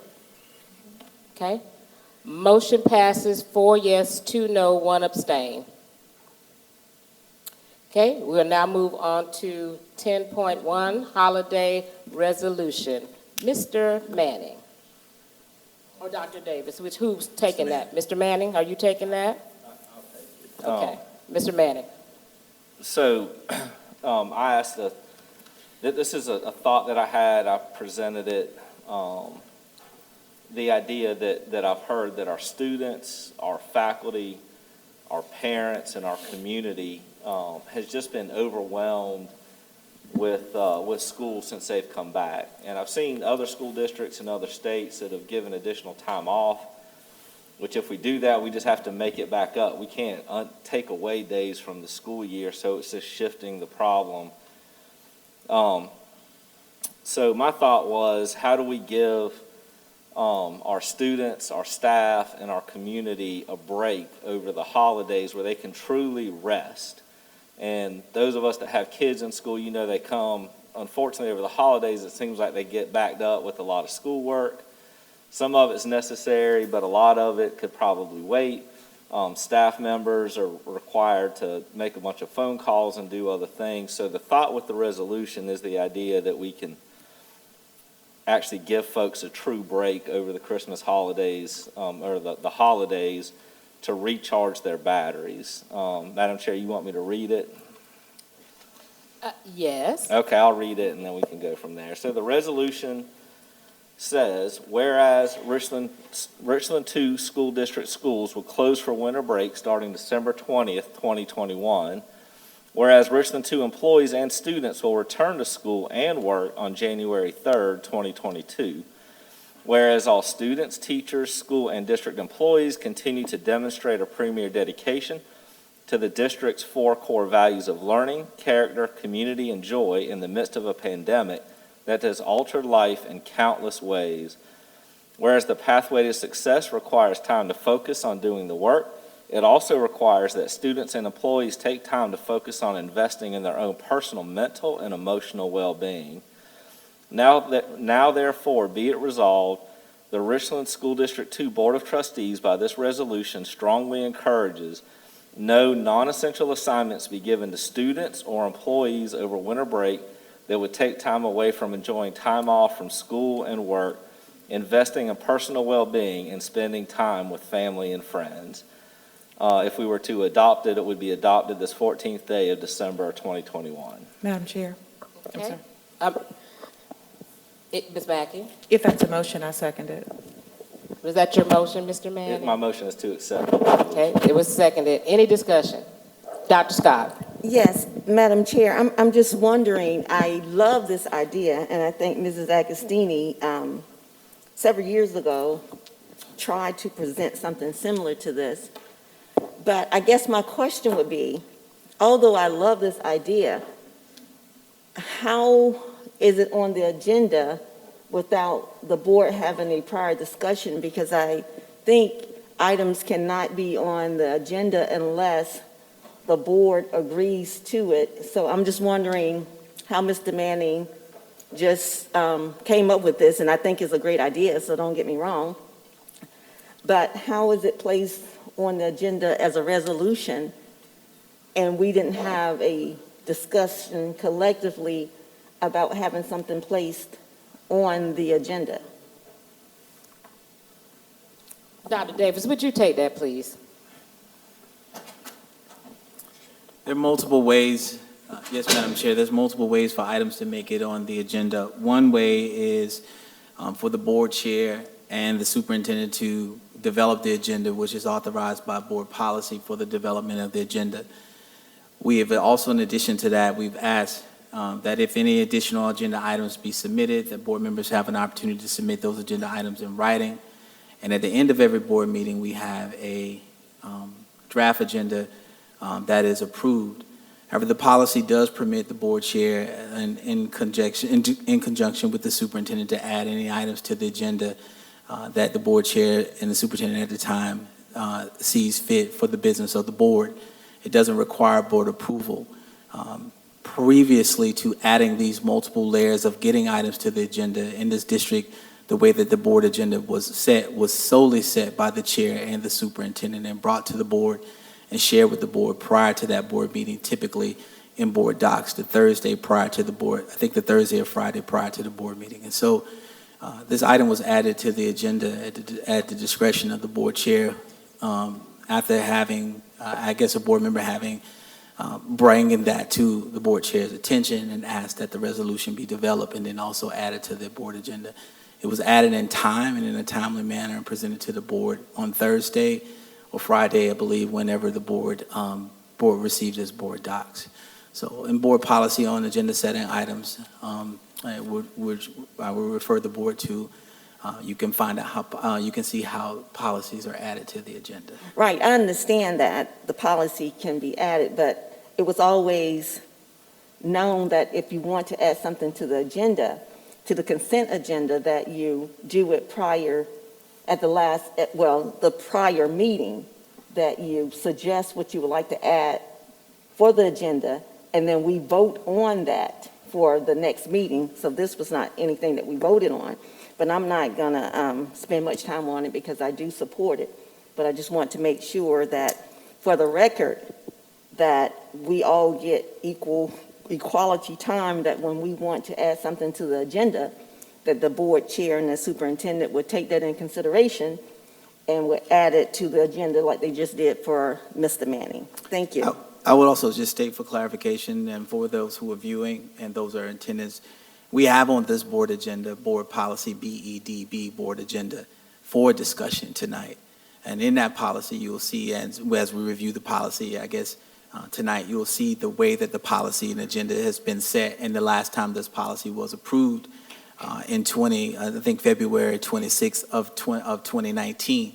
And the policy starts out by stating that the superintendent in cooperation with the board chair will prepare the agenda for all meetings. The agenda will include items that the board will address in performing its duties as the governing body of the school district in accordance with board policy. And the agenda will include references to board policies when appropriate. And we'll discuss that a little further on how some of these additional items have been added for board members to be able to get items added to the agenda.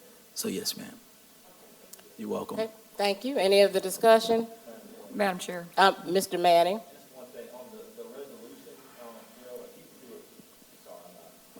Sorry, if you can, the way I read it, that first line, it says Richland 2, School District 2. I left out that first 2, so it's actually Richland School District 2 without the other 2. I just want to make sure when we print it, or the formal one, that we have that right. Okay, I heard someone else say, Madam, who was that? Mrs. Agostini. Mrs. Agostini? Thank you, and thank you, Dr. Scott. I shared my concern, too, with Mr. Manning when he brought this to the attention, and I do think it's a good idea, and I will support it. But in August of 2019, when I asked to address language and amend our policy IKB homework, my concern was of complaints that we were receiving from parents and concerns that during holidays, for example, the Christmas holiday, in the middle of the holiday, students were being assigned homework, either being assigned or it was being told that they were being due. It wasn't given as an extension, but homework was actually being required to be submitted. So this was my hesitation with this policy, because the responses from board members were that with that, we would be micromanaging and dictating to what our teachers do in the classroom. Again, I will support this, but I want to bring to attention what Mr. Ethan Lopez said tonight during his presentation, that our teachers are overworked and underpaid, and the students are not well. With the overworked and underpaid, I brought up at our last meeting requesting a report to get an update on our teachers being compensated financially when they're subbing during planning periods. I did not see that in the board briefing. Correct me if I'm wrong. But while I appreciate these efforts, these are very, very small efforts in what we need to do as a board to address these issues. Thank you. Madam Chair. Mr. Manning? Sorry, I just want to say, I realize that this is definitely not a permanent thing or a permanent fix. It is it's a big thing, but it's a small thing. I understand that there's a lot broader scope, more permanent fixes and things that need to be put in place. And my understanding is, and Dr. Davis has stated this multiple times, that they are working on some thoughts on how to address Ms. Agostini board sub-pay you brought up, other issues. So my understanding is the district administration is bringing something to us that is a bigger fix. But I thought we should at least do something that we could do in the short term with this resolution to at least give a break for something that's right around the corner to help. Thank you. Any other discussion? Okay. We'll call for the vote.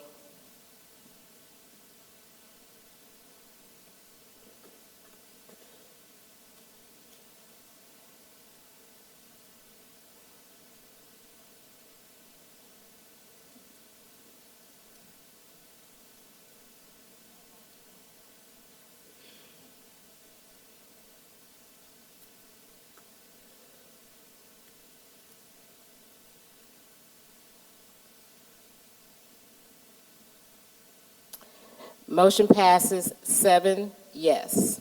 Motion passes. Moving on to 11.1, Superintendent Highlights. Dr. Davis. Thank you, Madam Chair, members of the board, and to our community that's here with us tonight, and those of you that are viewing live stream. My highlights are organized around our 4 core values of learning, character, community, and joy, and I'm going to begin with safety, something that heavily impacts learning. Again, I find myself in an unfortunate position of having to address weapons in schools, and back in March of 2020, right before schools closed because of the pandemic, I've asked parents and students for help after 4 different schools in our district confiscated weapons in 1 week. In the last few months, it seems we hear weekly media reports about students bringing weapons to school in multiple Midland school districts, including our very own. Last week, a loaded gun was confiscated at one of our high schools, and sadly, earlier this month, a school in Michigan suffered the heartbreaking and life-altering consequences that can occur as a result of the problems of students bringing guns to school. Not a day goes by that I don't think about school safety and how we can keep students, employees, and visitors on our campus as safe as possible.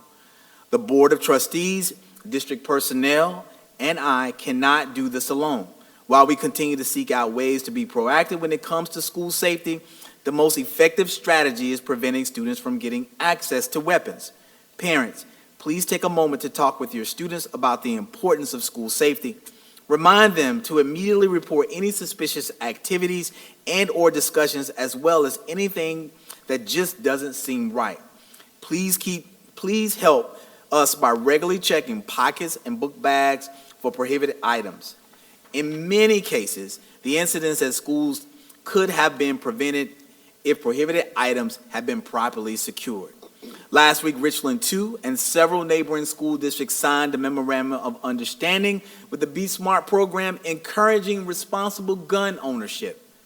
Be Smart is an acronym which stands for S. The S stands for secure all guns in your homes and vehicles.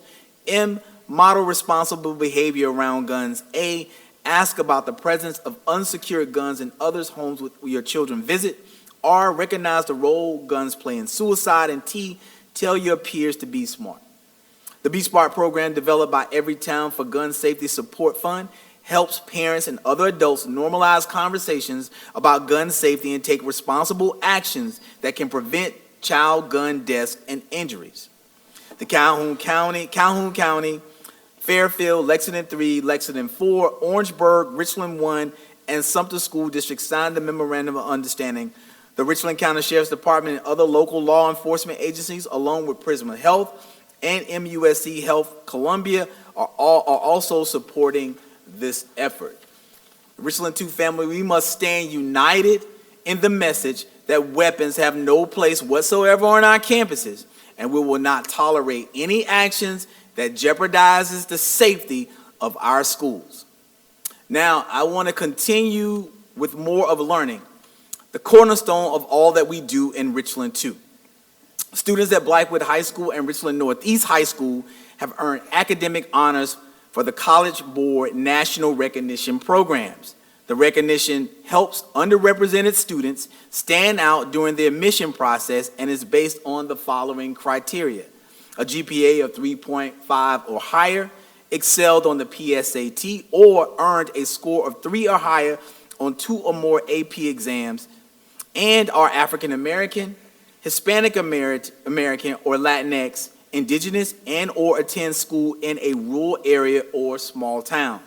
At Blythewood High School, receiving national African American recognitions are Tamara Sims, Christopher Gidney, Izuchukwu Imitu, Malika Snyder, Sarah Speed, and Chad Avery.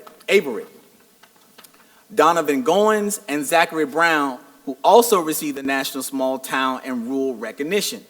Receiving National Hispanic Recognition are Caroline Cadena and Jocelyn Paez. And at Richland Northeast High School, receiving National African American Recognition is Nia Cunningham, Marissalyn McDonald, and James Welcher. Choice applications for Extended Choice, Magnet, and the R2i School are now available online at richland2.org/choice.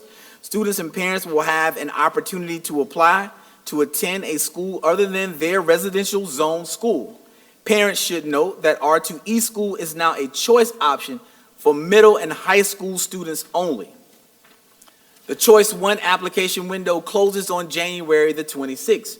Richland 2 is home to 25 nationally certified magnet programs.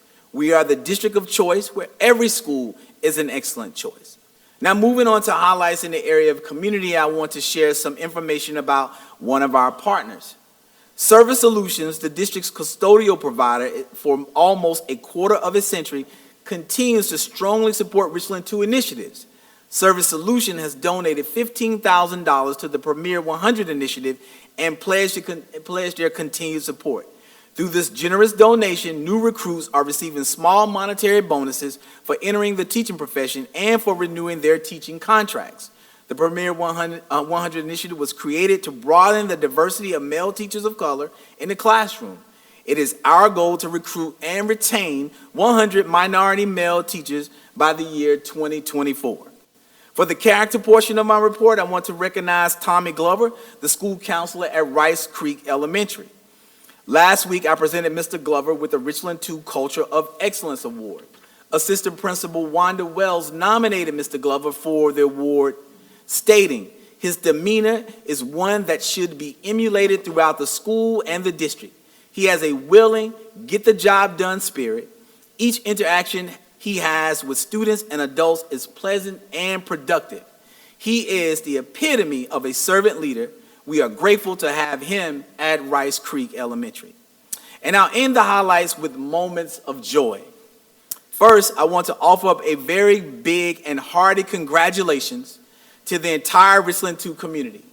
K-12 Dive, a publication covering education news, selected us as their 2021 School District of the Year. In selecting Richland 2, K-12 Dive applauded Richland 2 for our transition to virtual learning during the pandemic, the award-winning R2i2 Student Innovation Center, the R2 Innovates program, the successful 2018 bond referendum, and our use of equity lens when planning, making decisions, and allocating resources. I applaud our students, our teachers, employees, parents, board members for striving to be premier on all that we do.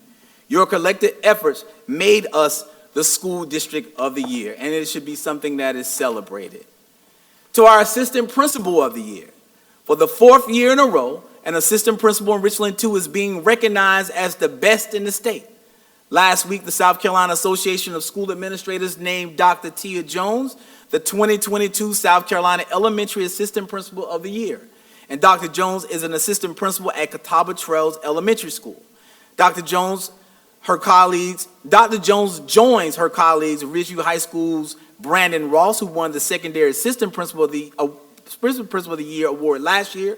Dr. Twanisha Gardner, currently principal of Lonnie B. Elementary School, who won the award in 2020, while an assistant principal at Langford Elementary School, and Lakeisha Cook, who won the award in 2019 as the middle level assistant principal of the year while at Muller Road Middle School.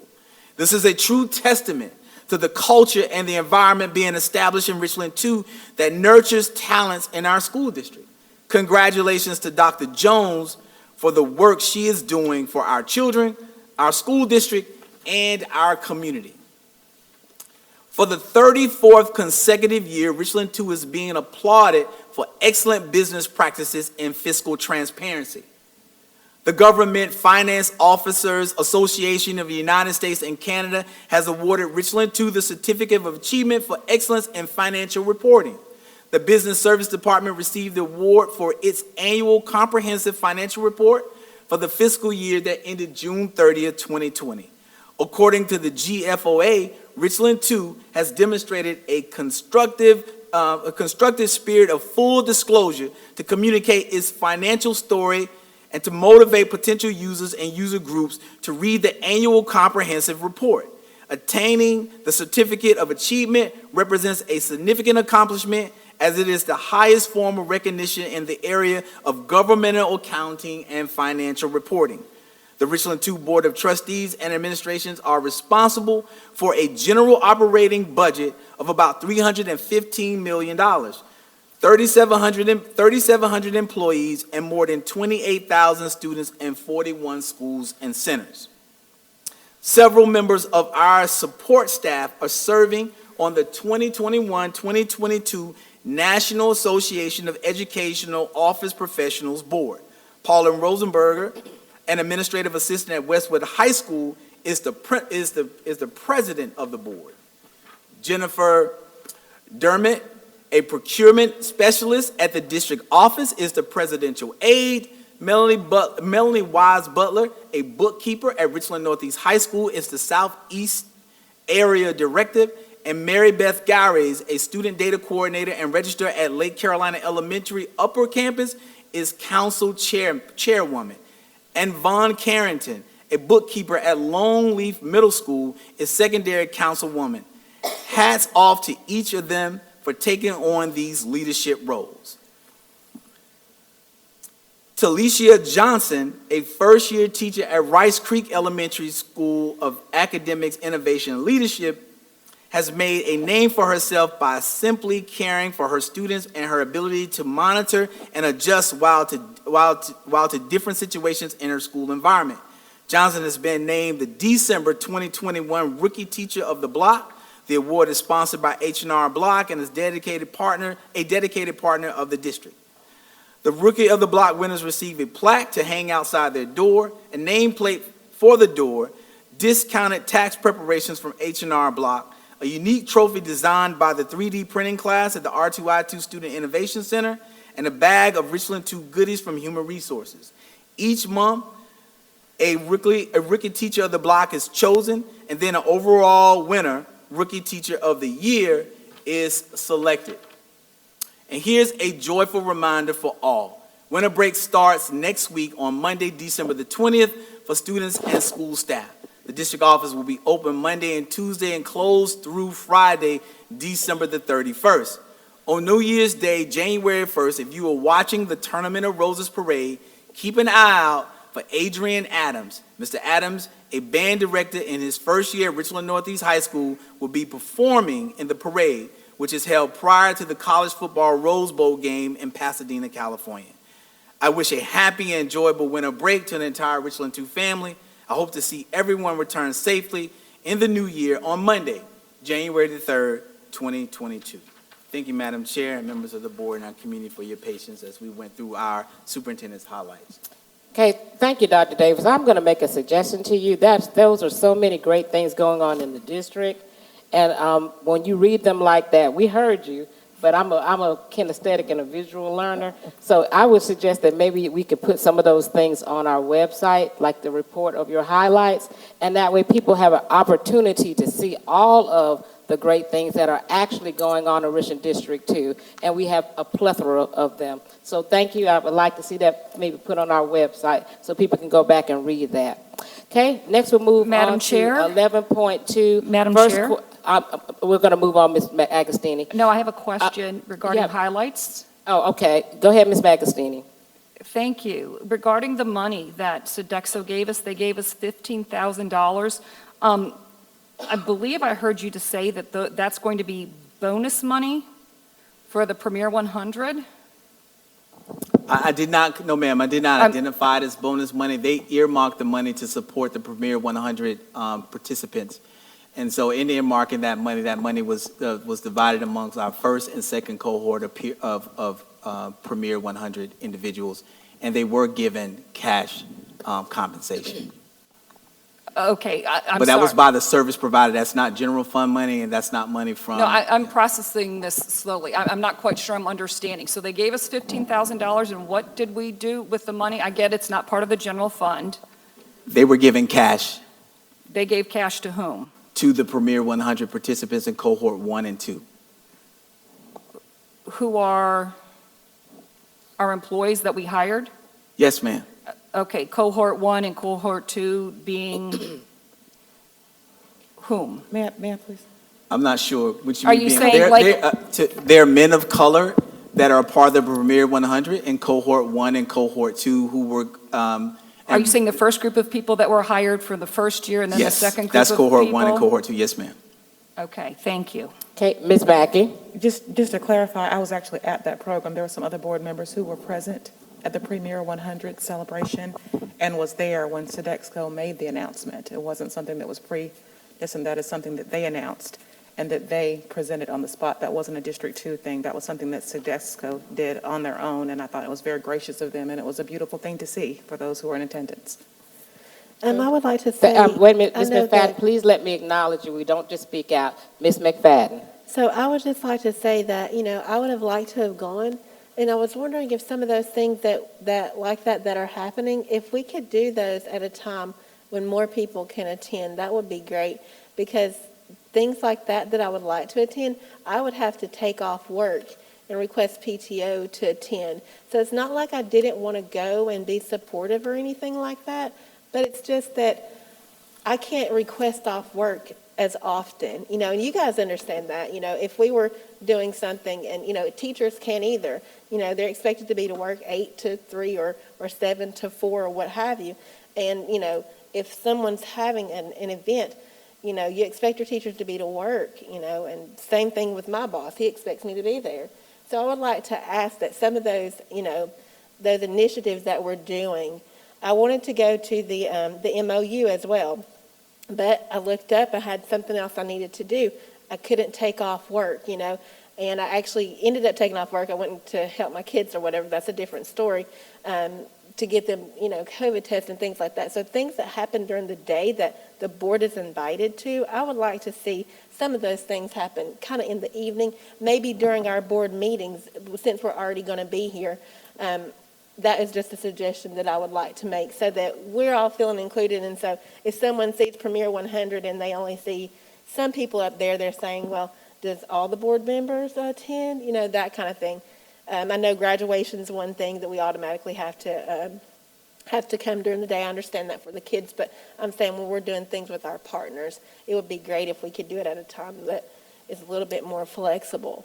Okay, Ms. Mackey, then Dr. Davis, you want to say something? Let me just Ms. speak Mackey? to that. First of all, it was just a comment. I wanted to clarify that the comments that I make are my own. They're not to be shady to any other board members, and not to be backhanded insults to anyone else.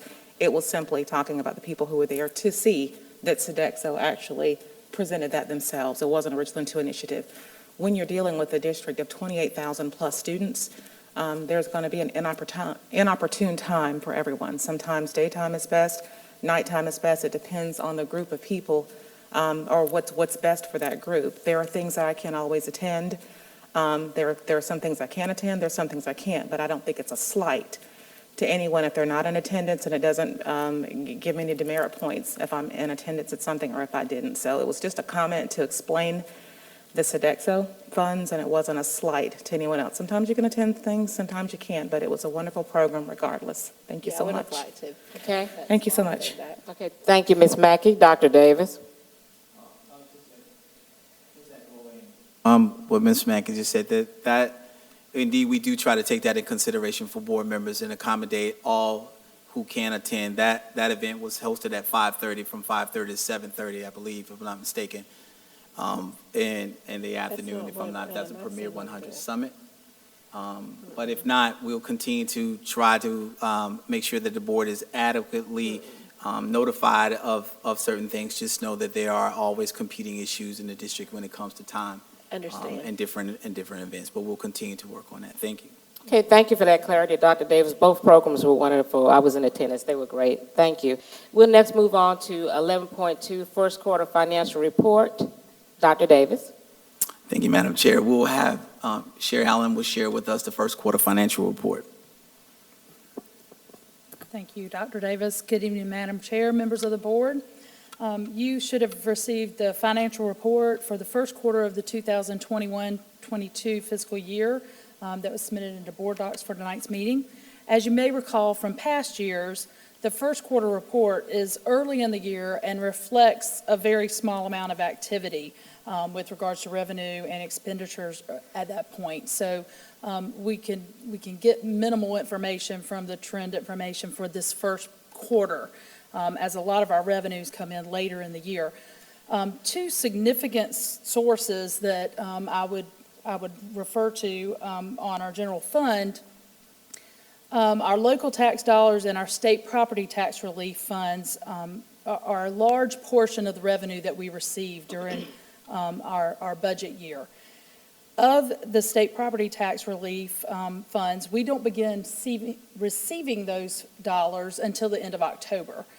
So when you're looking at this first quarter, there's a substantial amount of revenue that we don't get until later in the year.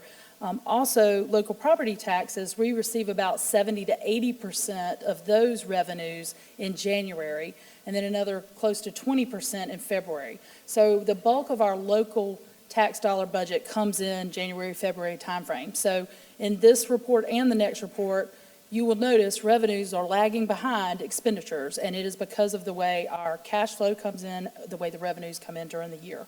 So I did want to point that out.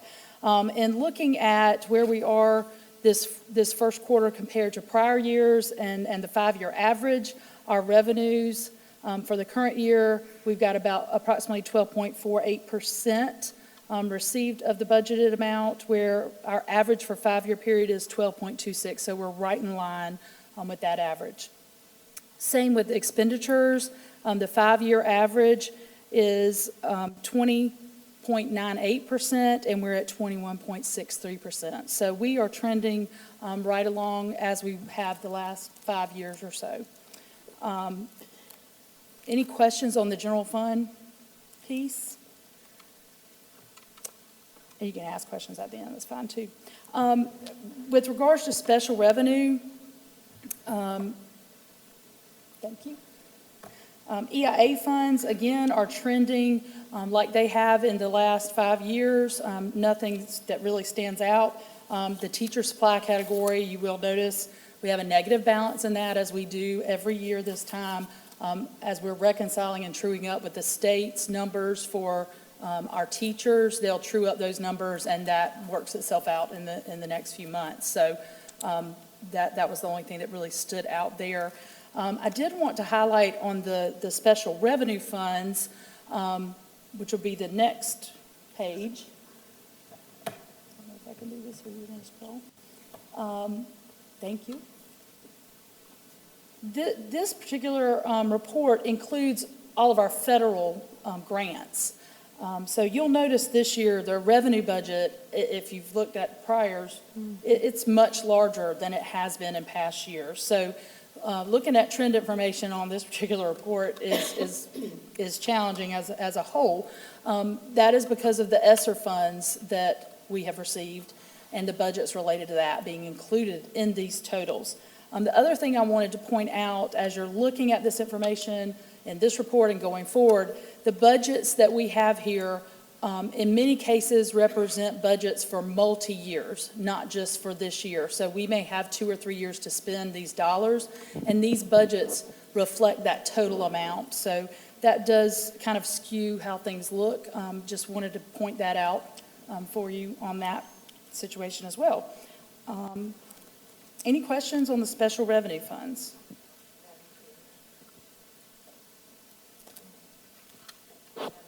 Oh, I'm sorry. You got it, Dr. Scott? Did you push the button? It's not. Okay, there it is. Thank you. Having a challenge with this evening. Just a few questions just for clarity. Okay. Number 338, I think it's on page 4. Yes. The at-risk student learning, what exactly is that? It's based on our number of identified at-risk students. They give us a particular allocation here. We also get a dollar amount in the general fund with a weighting that goes to help those particular students. Those funds basically cover a large portion of its salaries and additional positions. I think about roughly 80-something% of that 338 fund is for salaries. That cover additional positions in some of the classrooms that like serve. Teacher assistants or hall monitors? Exactly.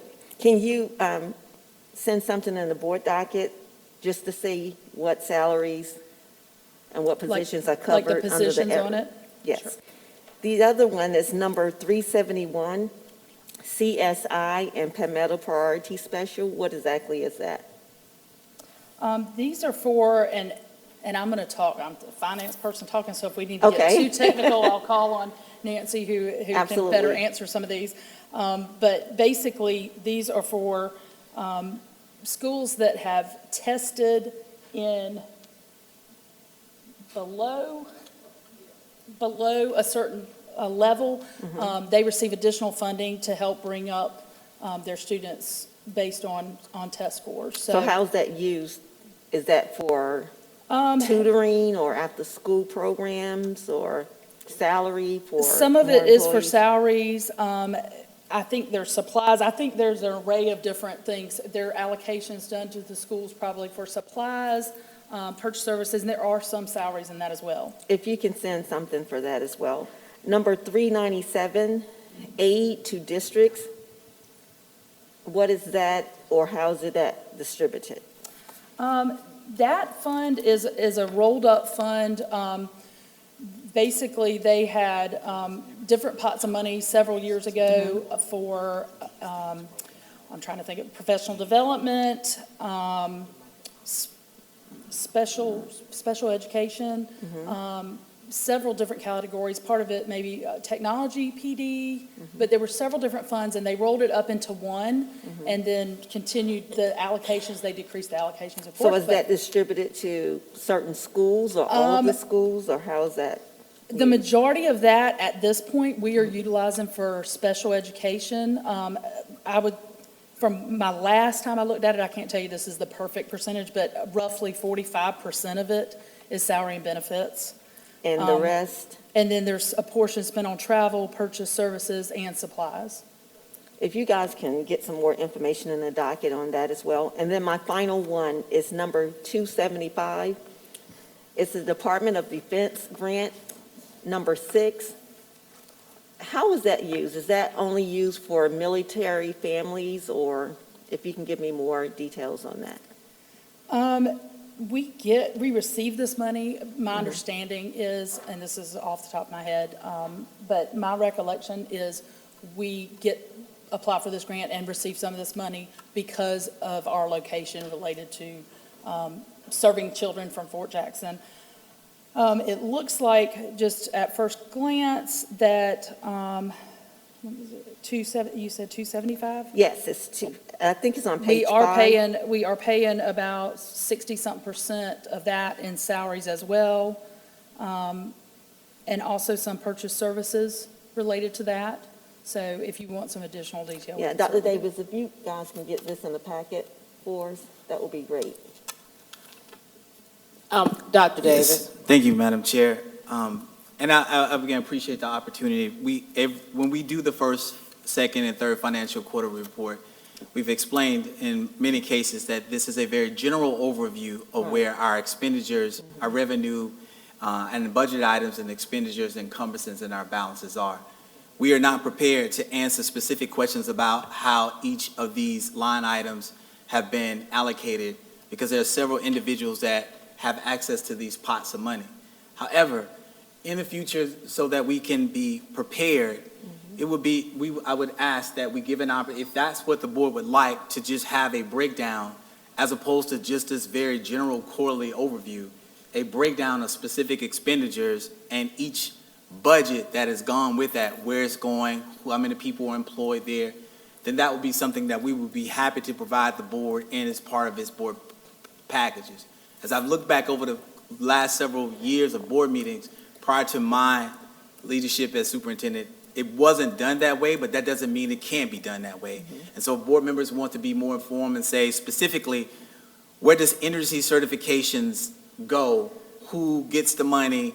What is it budgeted and how it's budgeted? Science reimbursements or grade 10 assessments, adult education, whatever it may be, we'll be more than happy to provide that. But we're not prepared, and I applaud Shelley for attempting to try to answer these questions about a very complex budget. But we're not prepared, but we would be more than happy to provide that in a report to the board prior to, I think to help Dr. Scott, what she's suggesting, I think we can make it prior to this report, so that you'll have that information coming in to the board meeting versus us giving it to you after the board meeting. That way you'll have an opportunity to look at it.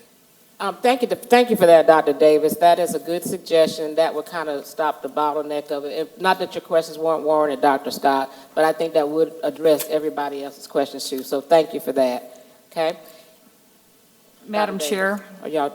Yes, Ms. Agostini. Yeah, I do have a comment to that. My concern is, while I appreciate sending the board the knowledge on these line item issues, and Ms. Allen, you did a wonderful job answering the questions.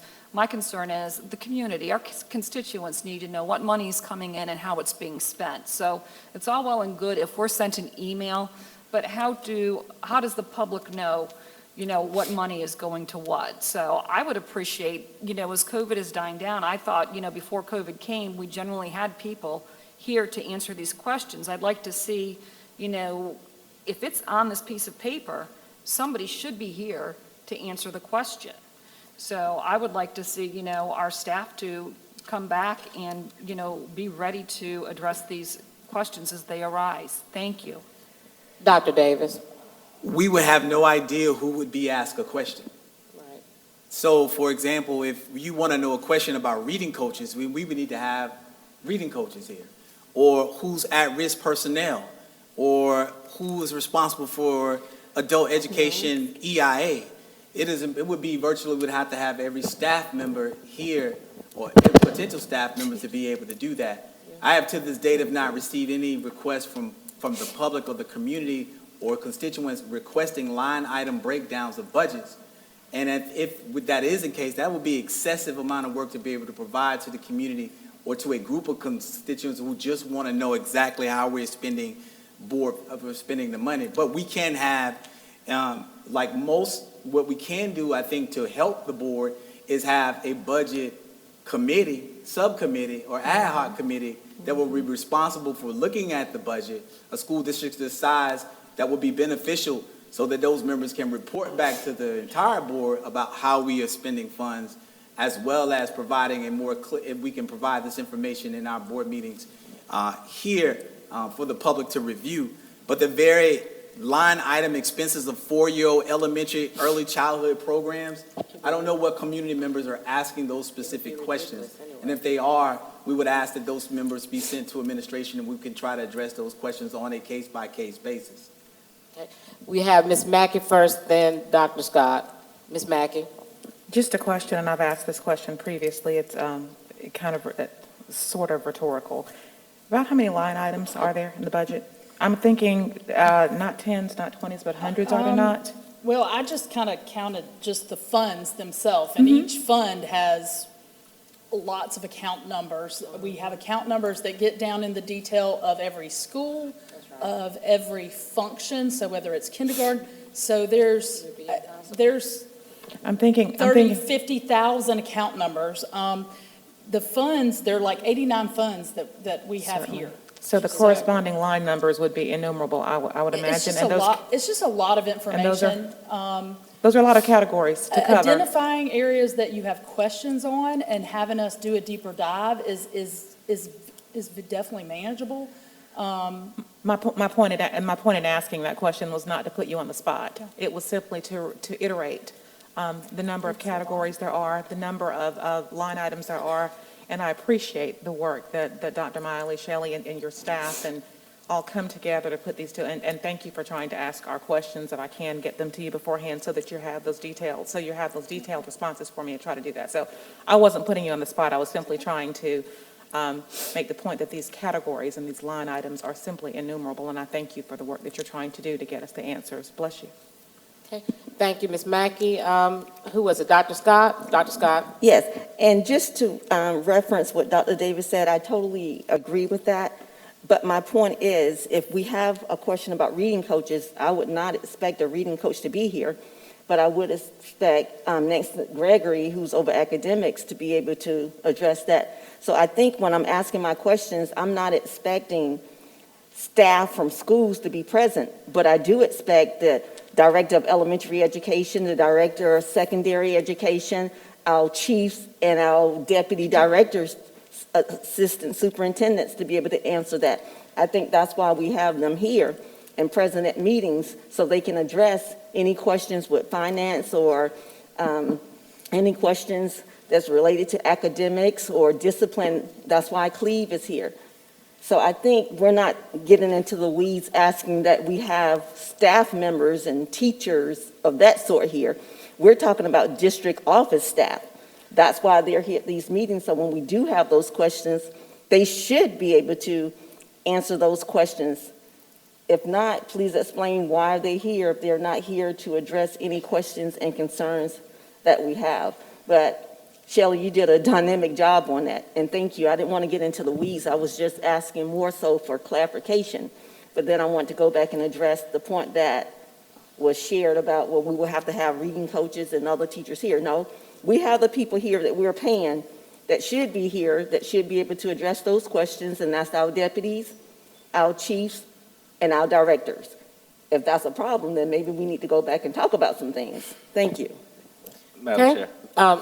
Let me do Dr. Davis first, and I'll come to you, Mr. Manning. I would just say that it would be very beneficial to my staff and respectful to my staff if we were able to receive the questions ahead of time, as we work very hard to prepare the information to submit to the board in a timely manner for your review. And that if you have any questions, you can submit those questions to me. We can come to the board meeting prepared to answer those questions. I know that it's impossible to submit every single question, and I'm not asking that. But the vast majority of questions, we work very hard to provide the board with this information, with a lot of information between board meetings, so that you are prepared and informed. And if you have questions, we would ask that you submit those questions to us in a timely manner so that we can prepare to be able to answer those questions, not only for you, but also for the community when those questions are asked. So it doesn't appear that my staff is not knowledgeable about a specific line item of thousands or hundreds of line items that may be in a budget of our size.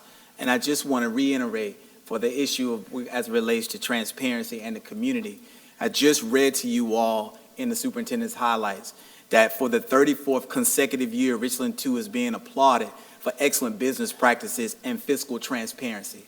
The Government Finance Office Association of the United States of America and Canada has awarded Richland 2 the Certificate of Achievement for Excellence in Financial Reporting.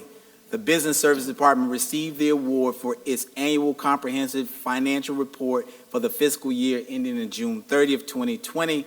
And according to the GFOA, Richland 2 has demonstrated a constructive spirit of full disclosure to communicate its fiscal story and motivate potential users and user groups to read the annual comprehensive report. So I just don't want the narrative to be out there that there's some issue with transparency, because there always seems to be this counter narrative when we do something well, that then we create this counter narrative that we're not doing something well. We were awarded by the highest governmental agency for our transparency when it comes to our community. So I don't want our community to believe that we're not doing that. We're doing it at the highest level possible of transparency. So we'll continue to work on those things and continue to try to be the best at doing that. But we've already been recognized for doing an outstanding job on that, and we'll continue to do so for the 35th, hopefully, consecutive year. Okay, so let's applaud ourselves for that, Yes. and our staff Yes. for the wonderful work that they're doing. Madam Chair? Yes, give me just a second. Thank you, Dr. Davis, for that. That's why I'm gonna reiterate again that let's put your superintendent highlights in writing so that people can go back and see them and know that these things are happening in our district. That would be great for everybody to be able to actually see them, Dr. Davis. Thank you so much for that. Mr. Manning was first, Ms. McFadden, and then you can go after Mr. Manning, okay? Dr. Davis, I agree with you. At one time, we had a committee, a finance committee, and the board as a whole did not like that idea. We would have the finance committee, they would present a report which allowed for questions where we wanted to go into deep dives. The report that was brought back to the full board, then the full board said, well, we weren't there, we don't trust that, so we undid the committee. We're a large district, we're a complex district, and I can tell you, I see budgets for lots of other entities that I've worked for that get presented to boards. And this is very similar to those billion-dollar budgets that are presented in very much the same way to boards. And then when people do have questions, they can go into a deeper dive in that area. We also get an annual audit, and if anybody's ever taken the time to go through that, a lot of these questions that get asked, there are line items that are much more in detail in that annual audit for each of these areas that are more descriptive as to where the money is spent. And every board member here gets that annual audit, is presented with that every year. It's not just the summary report that we're given, but also a very detailed document that goes along with that. And I know when I first got on the board, I actually took the time. I met with Bob Davis, I met with his staff, I've met with Shelley, I've met with Dr. Miley. I mean, they actually set aside time to explain to me how certain line items and budgets work that I had questions for offline. But I do caution us that while we do want to be transparent, hold administration accountable for our expenses, that if we overburden them with constant reporting to such a level, it takes away from their ability to do their job. And we do have annual budgets, and if this board feels that there's some sort of malfeasance, then I recommend that we as a board hire an external audit firm to come in, and let's do it that way instead of burdening our staff. I just feel like we're asking for too much for them to do. It's too nebulous. We want more, we want more, we want more. And to Dr. Davis's point, it almost appears as if it's a question of transparency or misspending funds or malfeasance. I hope that's not what's being stated, but it kind of leans in that direction, in my opinion. I take exception to that. We've had great many districts don't even have an annual audit done. We have an annual audit done every year that does a deep dive. And if the board wants a more detailed audit, then we pay for a more detailed audit. You can pay for it at the end of the year to get deeper dives if that's what you want. But I just feel like we need to do a better job of, all these random questions about different line items and where they go that I don't understand.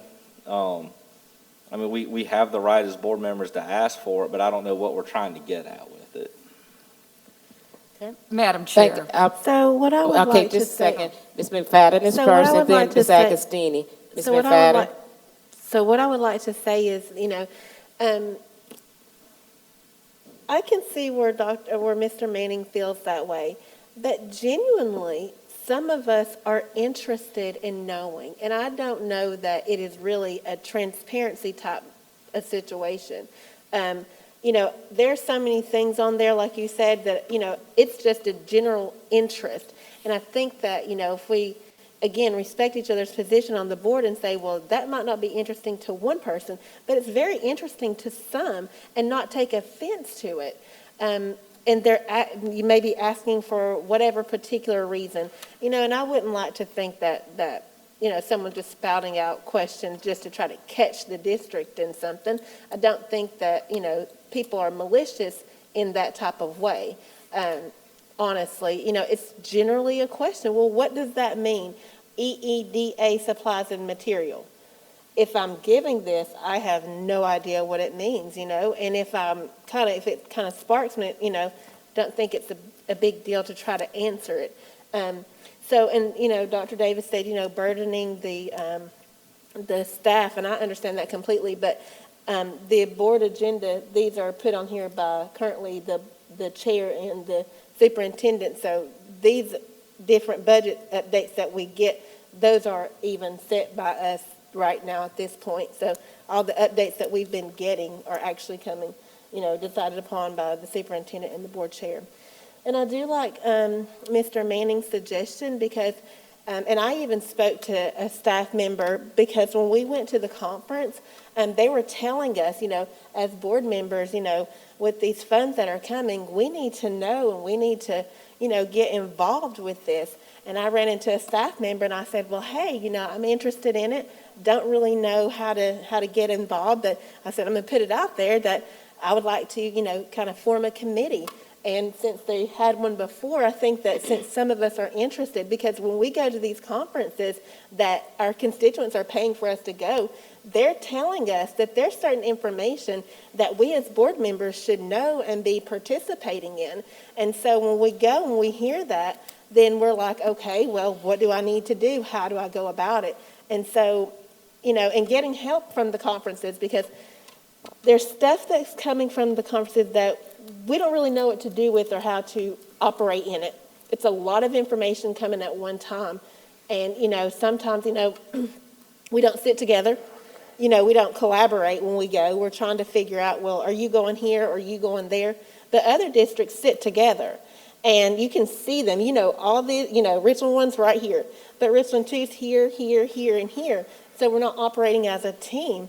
So we don't know what should one person know that another person needs to know, and that kind of thing. We don't collaborate and talk about these things. So it's like an open book, like, well, what did you get from it? Well, I don't know. What did you get from it? So I'd like a conversation about trying to form a committee on these things that we're learning from the conference that we're told that we need to address. So I like that idea, Mr. Manning. Oh, I'm sorry. Thank you. Ms. Agostini. I basically want to say what she said. Thank you, Mrs. McFadden. It's not a question of transparency or malfeasance. It's a question of true interest. And something that Ms. McFadden reminded me of was for the past several months now, the South Carolina School Boards Association has been telling boards at their different trainings, because of the new law that the General Assembly passed, where the school districts can be taken over. Budget is one area where we do, as board members, need to be paying more attention and asking more questions. So again, I agree with what Ms. McFadden said. Thank you. Okay. Anything else on the financial report, Dr. Davis? No, ma'am. Okay. Moving on to 11.3, update budget. Dr. Davis. Thank you, Madam Chair. Madam Chair, members of the board, to our community members that are here with us and those who are viewing, we'll have Shelley Allen present to you our budget update. Ms. Allen. This should be pretty brief, but for our budget update, we wanted to go ahead and present our proposed general fund budget timeline for the 2022-2023 budget year. We will be beginning that process very, very soon. Tonight is the first step by bringing this for information. A couple things I would mention is we have included in this timeline 3 specific public input sessions for budget input. That is actually in addition to all the other meetings that we have where we have public participation, where the public can speak, but these are specifically for budget, so we have 3 in this timeline. One of the other things that we talked about doing this year, and I think maybe this could potentially help and tie in with some of the things that we've just now been discussing, we would really like to spend some significant time at the board retreat in February talking about the budget process and really breaking down all the moving pieces and parts. Some of the board members may have been, doing this for a long time and have really absorbed a lot of these moving pieces, and then some board members, this may be newer to them. But I think it's really important for us to go through the entire process and look at where the information comes from that we receive to do the budget, what all moving pieces and parts we're using to build the budget when we bring you a drafted budgeted expenditures, how we've come about that, and what the process is. I just think it would help all of us going forward to kind of be on the same page about what we've done, because I really do believe that we have a great process where we try and incorporate as many stakeholders' viewpoints and perspectives as possible. Of course, starting with y'all's priorities, so that would probably be another thing we would want to be addressing in the board retreat. So that's one of the things that we're hoping to do.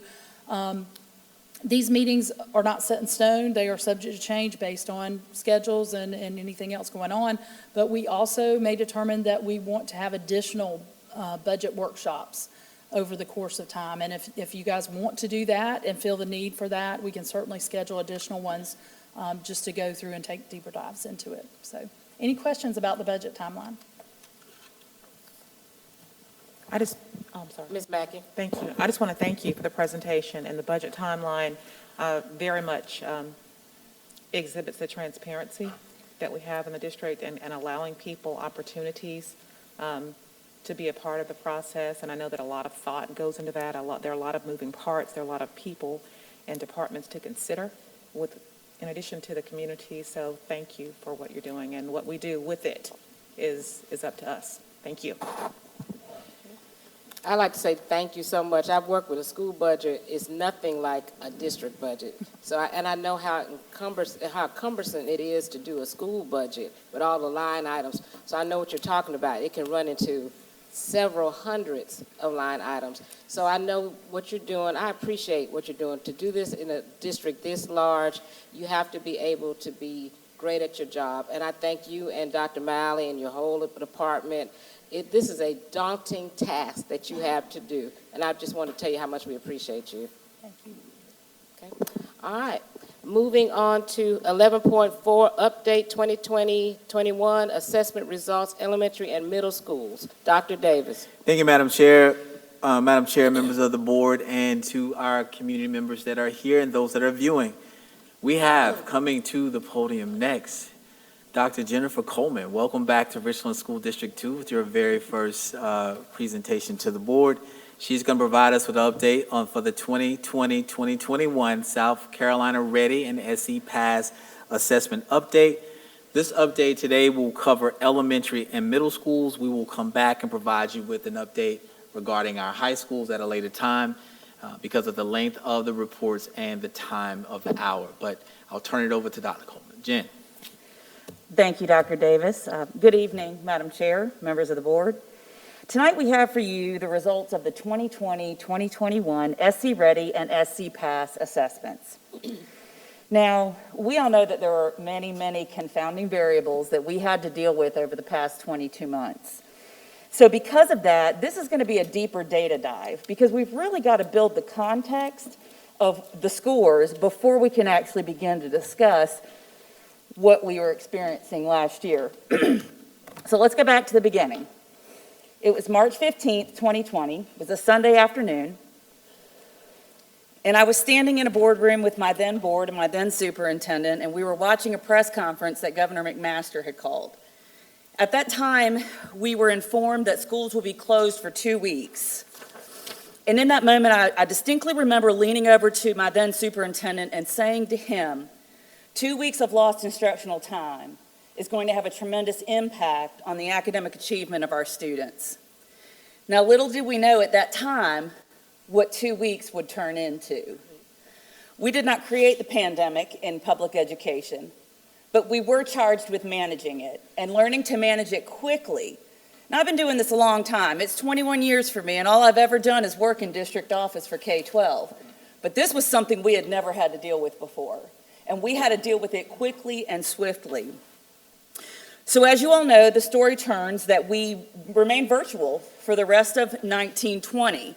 And this was an incredibly difficult time for our administrators, more importantly for our teachers.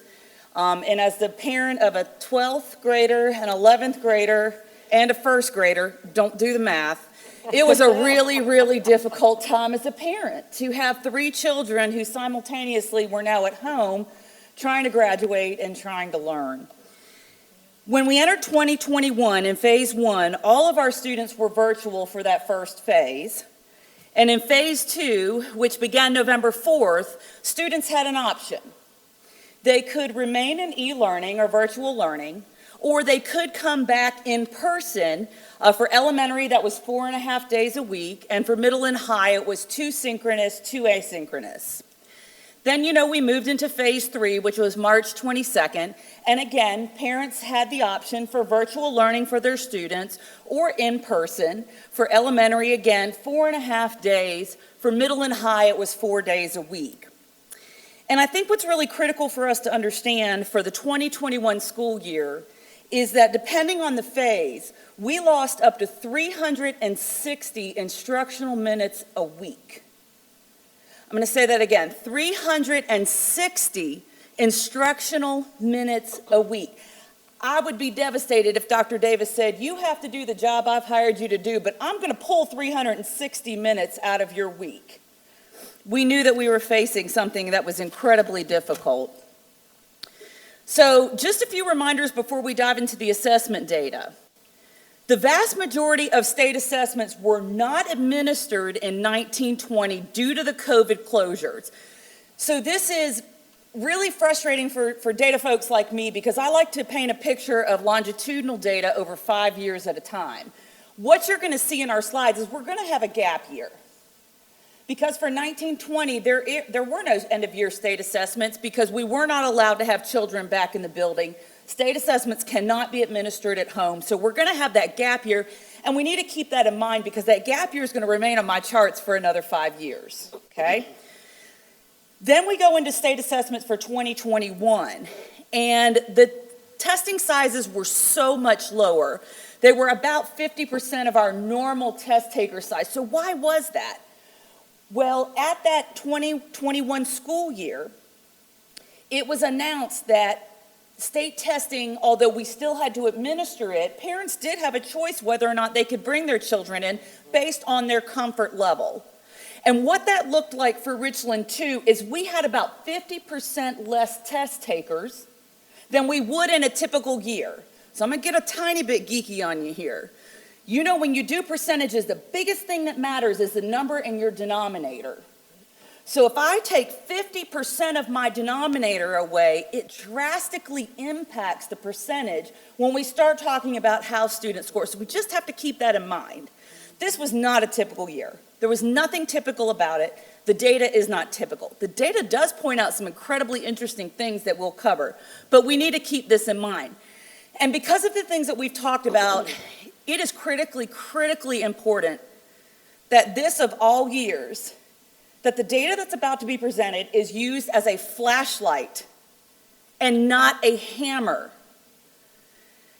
This data, we know what the public health impact was of COVID. We know what the economic impact was of COVID. This data is going to show the academic impact of COVID. So again, this is a flashlight on what happened in 2021, not a hammer. I'm not going to read this to you, but this was actually the statement that the State Department of Education released, where they were granted flexibility by the federal government in the administration of state assessments, and they do give some cautions about how this data should be used, similar to what I just stated. All right, so this is the slide that gives me chills. At the beginning of the year, by the request of Dr. Davis, we met with every single school administrative team, and we discussed their data from 2021. And as we were meeting with those teams, we started to hear a theme that became a little eerie. So I wanted to paint a picture for you and put it in a chart to look at. So if you look at this screen, I want to point this out to you. We were talking with a high school principal who said, you know, the only children on my campus who had a full year of instruction are my seniors. So look at this chart. What you'll see on the left-hand side is that's the grade the children are in this year. And on the right-hand side, you have the last full normal school year that was not interrupted by the pandemic. So if you're in a high school right now, the only children who've spent a full year in that school are your seniors, okay? Here's one. Several of you have worked in middle school, and this one should be maybe even a little gut-wrenching for you all. If you take a look at our middle school grades, 6, 7, and 8, none of those children have had a full year in school, right? So what we're hearing from schools is not only are they trying to recover the academic loss, but they're dealing with a whole other host of things. Basic things like how do you do school? Right? So I'll take one that's a little personal. I have a third grader. The last time she spent a full year in a building was her kindergarten year. And what we're hearing from teachers and what we're hearing from administrators is, wow, this is different.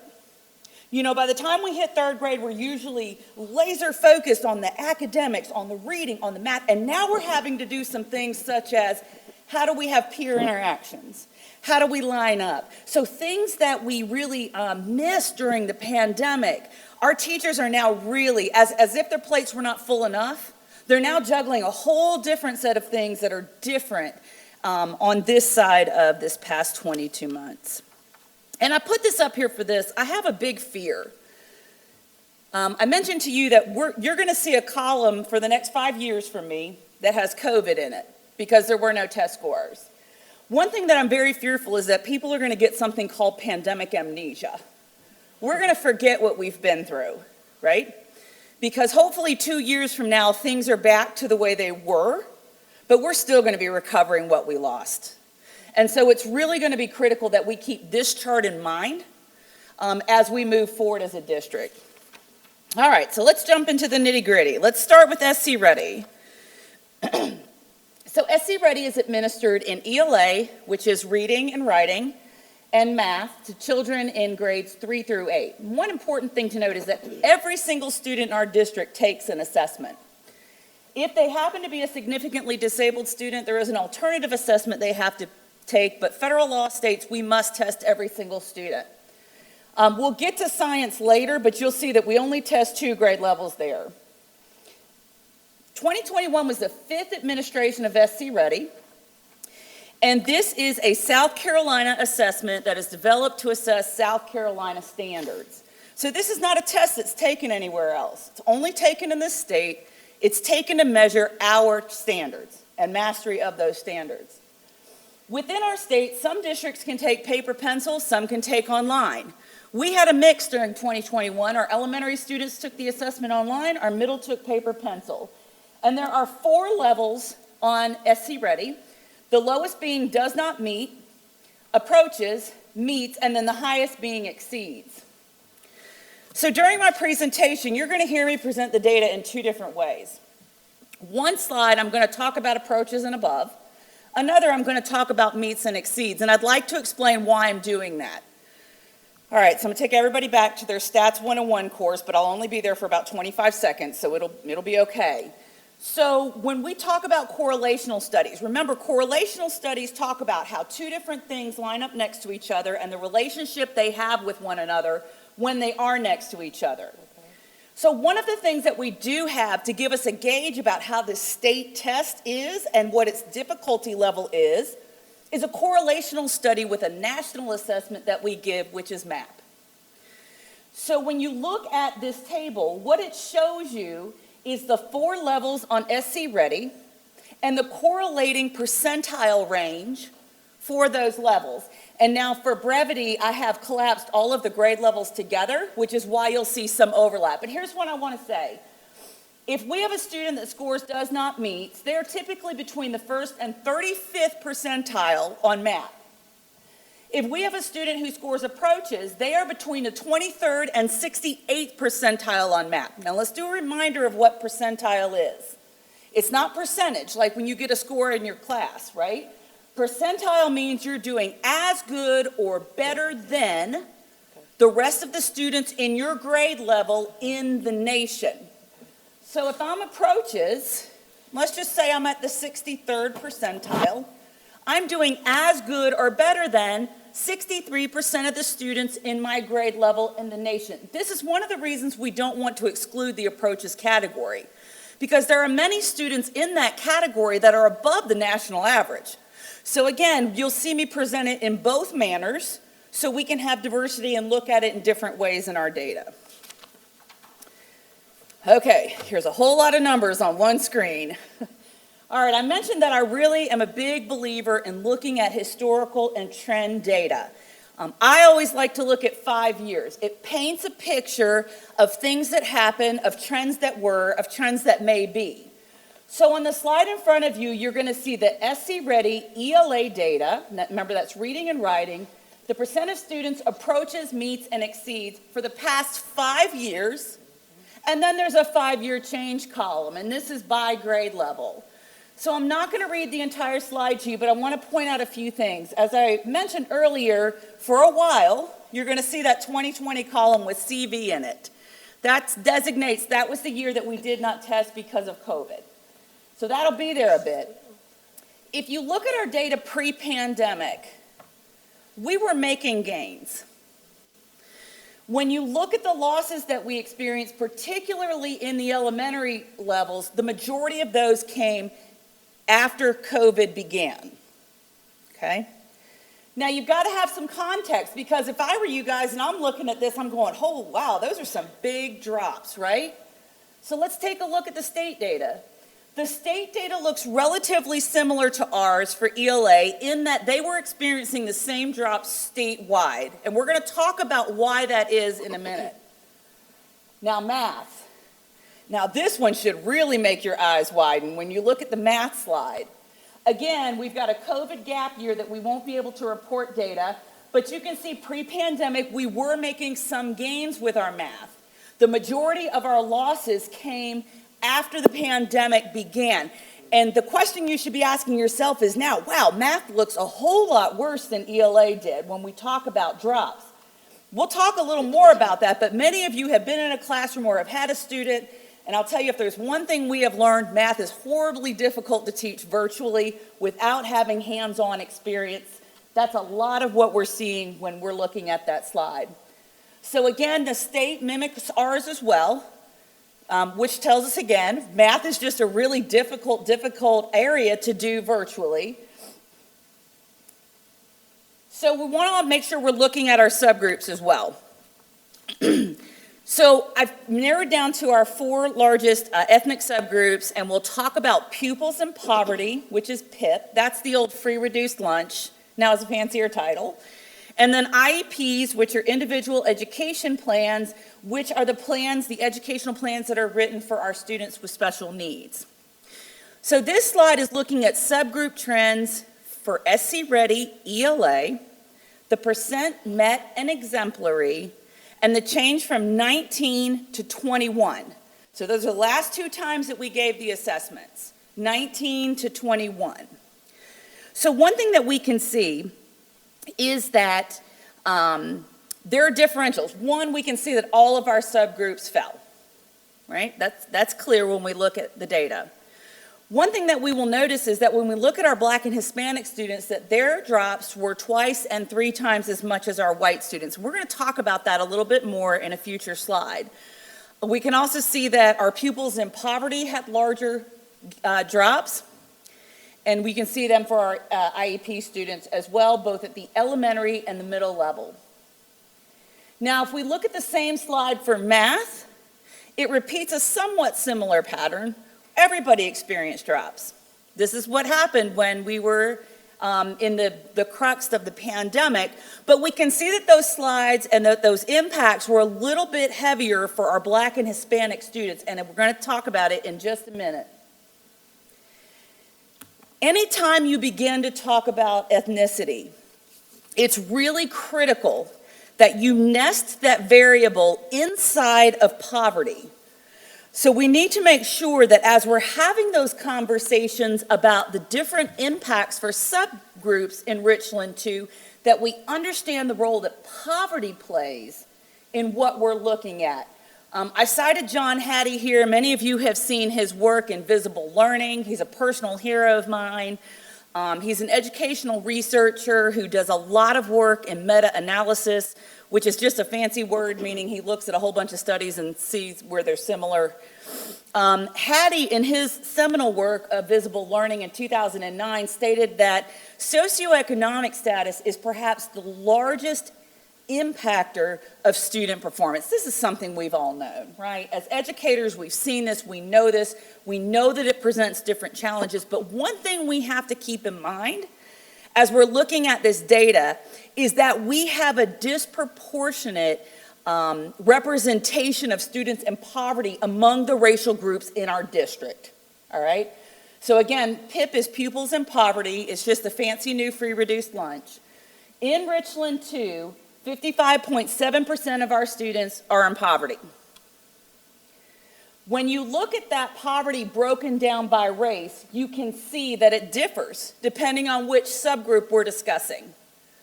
So if we're looking at our white students, 25% of our white students are in poverty. If we're looking at our Black students, 66% are in poverty. We're looking at our Hispanic students, 65% are in poverty, and our Asian students, 31% are in poverty. So as we digest those slides that examine the differences and the impacts academically by subgroup, we cannot forget that the greatest impact is on this slide.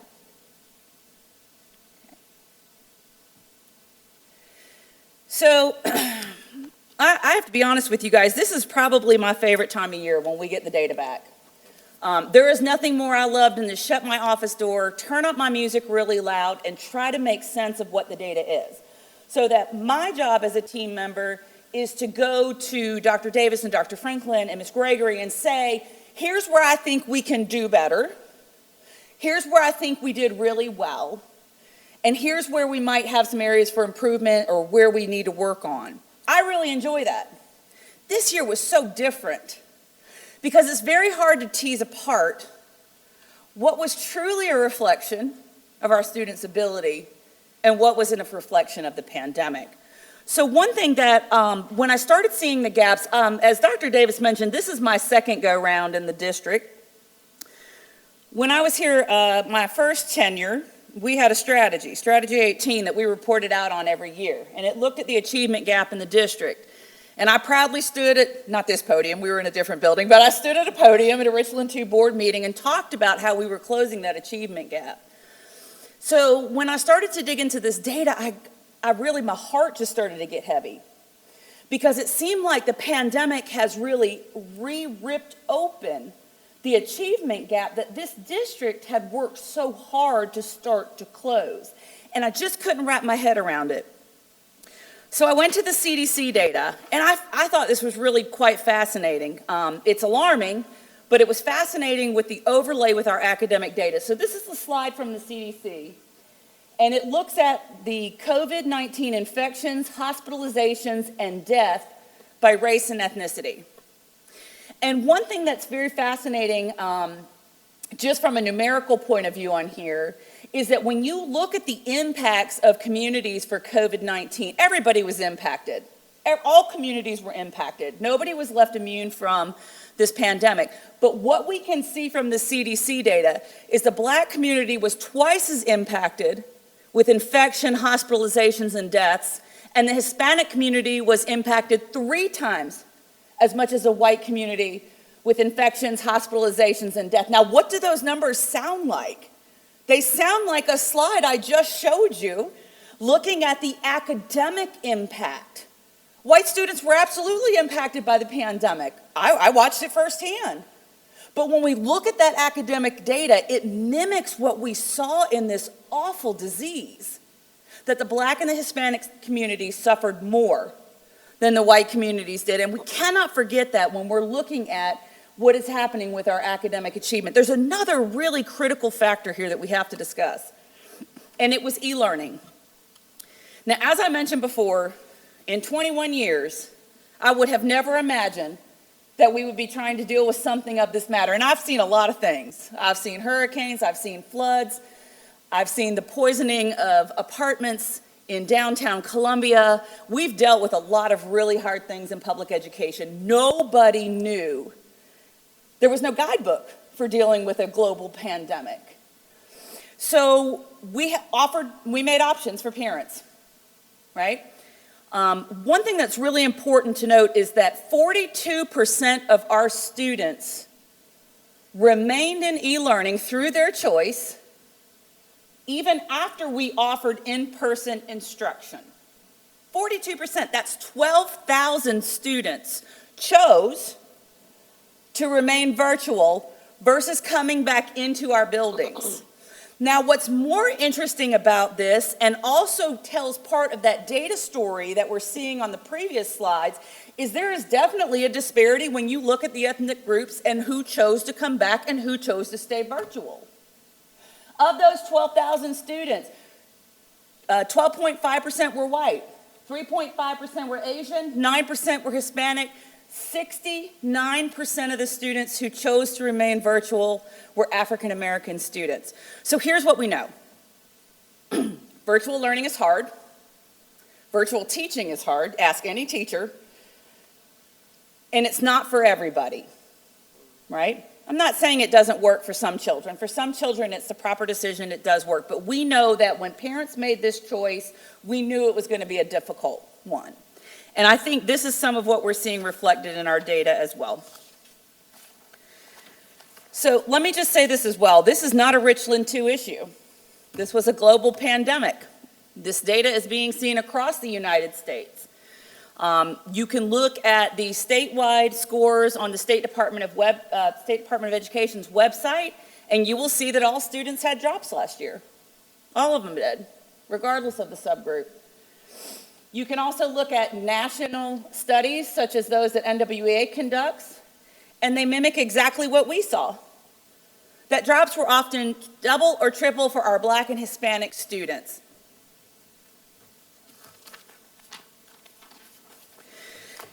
So this is the kind of data that keeps me up at night. We wanted to dig a little further into the data. We took our two largest subgroups, and we wanted to see how we were doing with these subgroups pre-pandemic versus post, or in the middle while we're still coming out of the pandemic.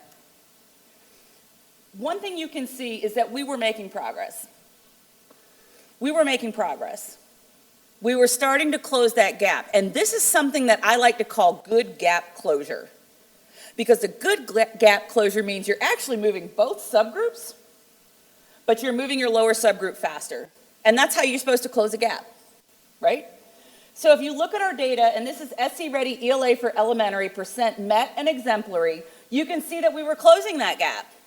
And in some instances, we were closing it pretty quickly. If you'll just look at our African American students from 16 to 19, that was a 10 percentage point gain.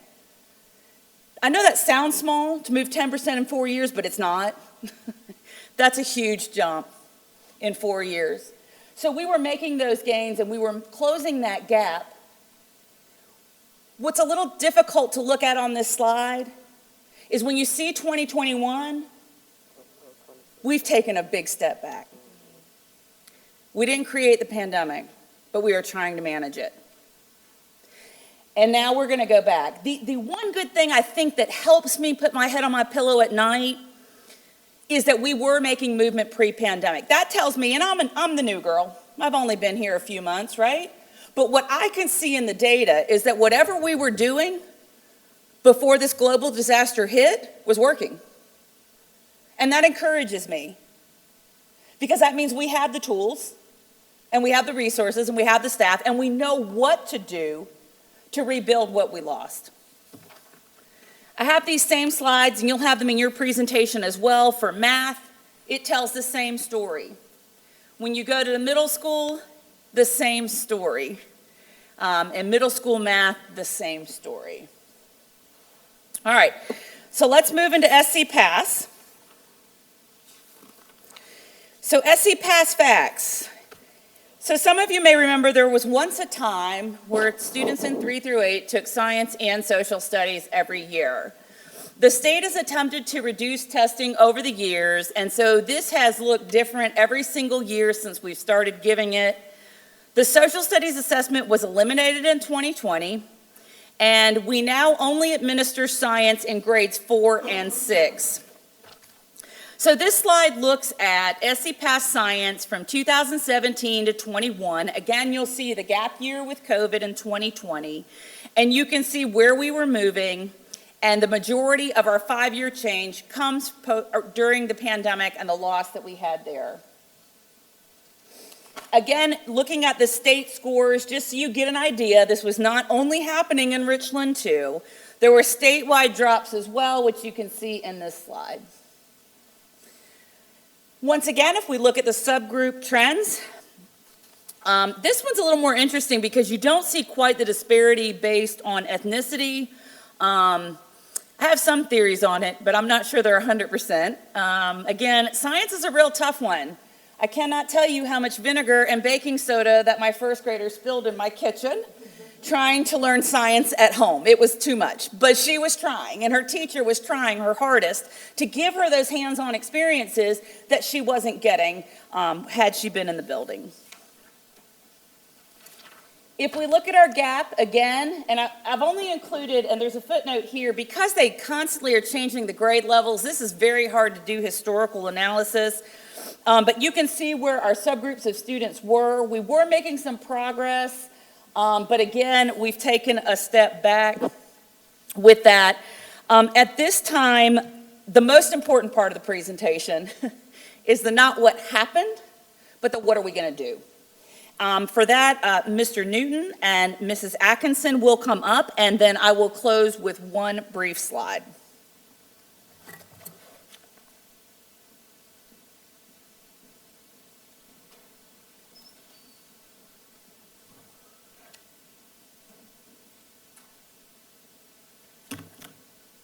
Good evening, Madam Chair, distinguished school board members, and Dr. Davis. As you all can see from some previous slides, we were making some positive gains with what we were doing prior to the pandemic. And so we looked in the mirror and asked ourselves, what can we do to regain that momentum? What have we learned from the pandemic? Because we don't want to be the same when we return. And one thing we thought about is recommitting to our district common practices, something that we were unable to do during the pandemic. And therefore, we made sure that we met with our school administrators and we talked about our instructional model, which is research-based.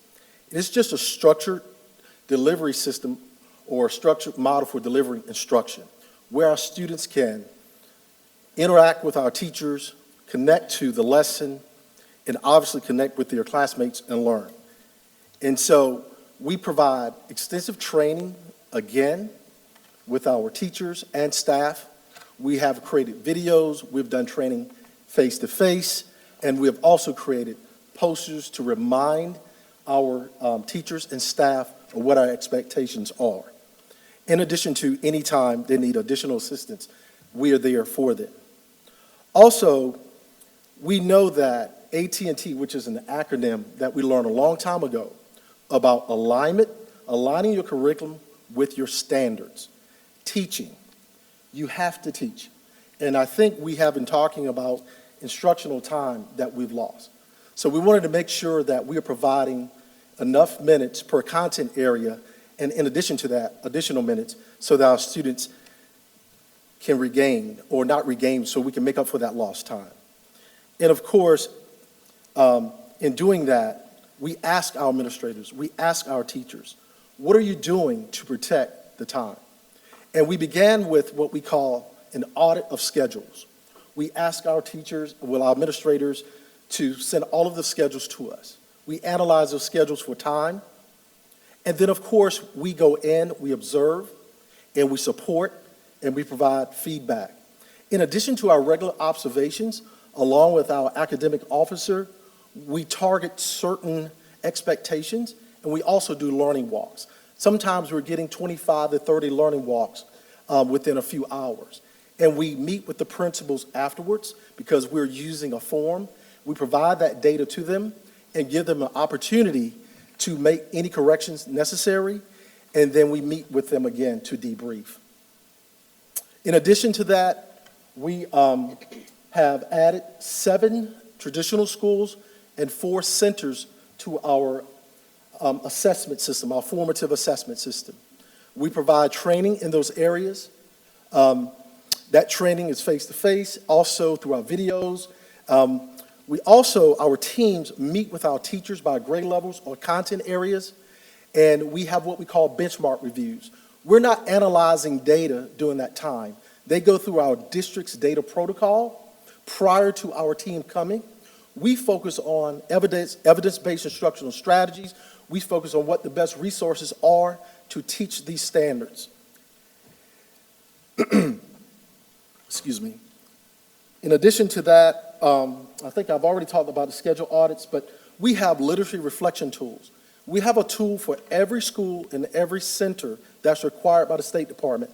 In addition to that, we have one for the district. You have to analyze different aspects of your school, of your instructional system. It looks at instruction, assessment, intervention, supplemental interventions, professional development, parent engagement. And once you analyze the strengths and areas of improvement, you are to come up with 3 goals. You cannot have more than 3. And so we get all of those reflection tools from our schools. We read them. We have a district committee. We provide feedback to our schools. And if they need to tweak it or update it in any way, we do that. And then, of course, we make sure that's aligned to our strategic plan, and we submit those. We've also continued with our summer reading camp. It's only for third grade students. However, we've been very proactive, including our second graders all the way up, even our rising sixth grade students who, were our current fifth graders last year, rising sixth grade students, they were able to participate. This program focuses solely on literacy. It's all day. It's from 8 o'clock to about 2:30. And we are very fortunate this school year to get a grant, to be awarded a grant. And we integrated the arts in it as well. So we actually had students who were able to stay from 8 until about 6:30 in the afternoon. And so that was very beneficial, hopefully for our students. I know they gained a lot. And we had some other things going on that I'm going to ask Ms. Atkinson to talk about. Madam Chair, members of the board, Dr. Davis, Mr. Newton has done a wonderful job summarizing what we have done up to this point with revisiting our common district practices, our scheduling audits, updating our reflection tool, some things that we implemented after we got back face-to-face last year, of course, from kindergarten all the way through high school, the first time ever in Richland 2 that we offered a summer learning opportunity, which we called SOAR. At all of our elementary schools, all of our middle schools, and all of our high schools. And we were able to do that, of course, with some of the ESSER money that we were awarded by the federal government. In the secondary level, we worked on previewing the upcoming year's first 9-week standards, because we knew within the amount of time we had that we could not go back and fill in all of the gaps that our students had, but we wanted to get them ready for the upcoming school year.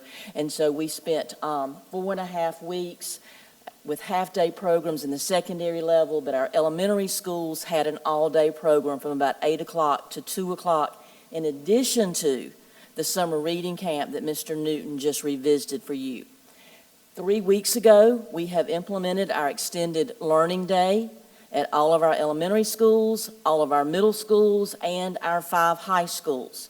And we again are focusing on our students that, based on our MAP data from the fall, told us from their data that they have some of the largest gaps. We did a very intentional target with those families in elementary school, with the students that scored the lowest 20% on MAP. And in secondary schools, we look specifically, as Dr. Coleman's data has shown this afternoon or this evening, that we have huge gaps in math. So for our secondary schools in 6th through 9th grade, based on our MAP scores, we focused on the 25% and below solely on math. So in grades 6 through 9, we are working on the deficits in math for an hour, and we also are working to support the current learning in their current math class. Our elementary school is working on ELA and math in their extended day. We, of course, have continued our tutoring services, and as you all know, the State Department of Education has also now offered tutor.com, free 24/7 tutoring for every student in the state of South Carolina. Ms. Ruth and her department have communicated that to our parents in a variety of ways, and so have our principals, APIs, and curriculum specialists at the school level. Our next slide talks about the academic recovery plan that the state required for us to submit back in the summer. We looked again at the data that we had. We did not have all of the data, of course, that Dr. Coleman has shared with you today, because our data came in late because of the testing window being extended. But the data that we did have, we wrote our academic plan based on it. That first link shows us the actual State Department webpage where the requirements are there for our particular plan. I'm not sure if we can open that link.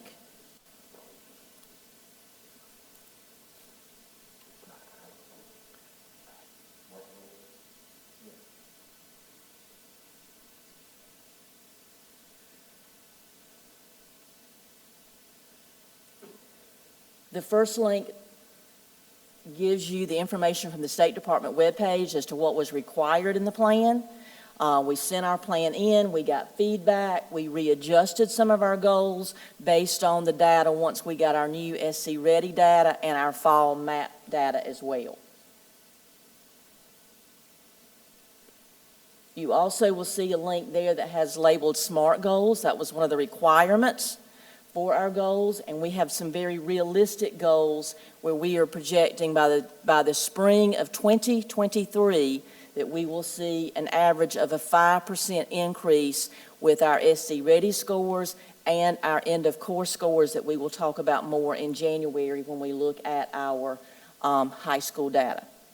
So those are all the things that we have focused on as we have come back and trying to get our gaps, as Dr. Coleman has said so well, where we were closing the gap prior to the pandemic, trying to regain that momentum to address those gaps in those specific areas.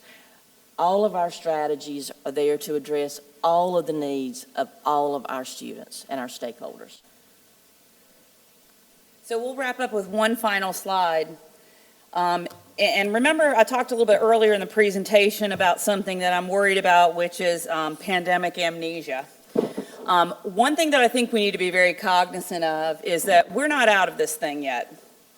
And every week we're sent data from the State Department of Education that shows the number of student and staff quarantines and isolations since the beginning of this school year. You'll also see on the bottom the dashboard that is created by our communications department and updated frequently shows our quarantines and our positives since the start of this school year. So here is my fear. One, I hope I'm still standing here next year, but when I stand here next year and do this, I'm still going to have to address that we've got interrupted instructional time. We have got some tremendous strategies in place, and I feel very confident that they're going to have positive outcomes, but we cannot forget the reality, which is that we're still in this thing, and we still have students that are being quarantined and isolated and are not in our building having instruction. So I just want to leave you with that. We will probably still be talking about this next year when we talk about test scores. I wish that wasn't the case, but unfortunately is. We appreciate your attention this evening to a very detailed presentation, and we'll be glad to take any questions you have at this time. Board members, any questions? Ms. Mackey? Thank you, Madam Chair, and Dr. Coleman, Ms. Atkinson, Mr. Newton, thank you for the deep dive. We do need to understand how we got here, where we are, and where to go forward. And I think since the time that I indicated that I had a question, I've gotten answers. This is not a Richland 2 issue. It's not a state issue. This is a national issue. I heard lots of your initiatives and where do we go from here. We're Richland 2 driven. And I think I heard you mentioning some State Department support as well. How much support do we have from the state with regard to where we go from here?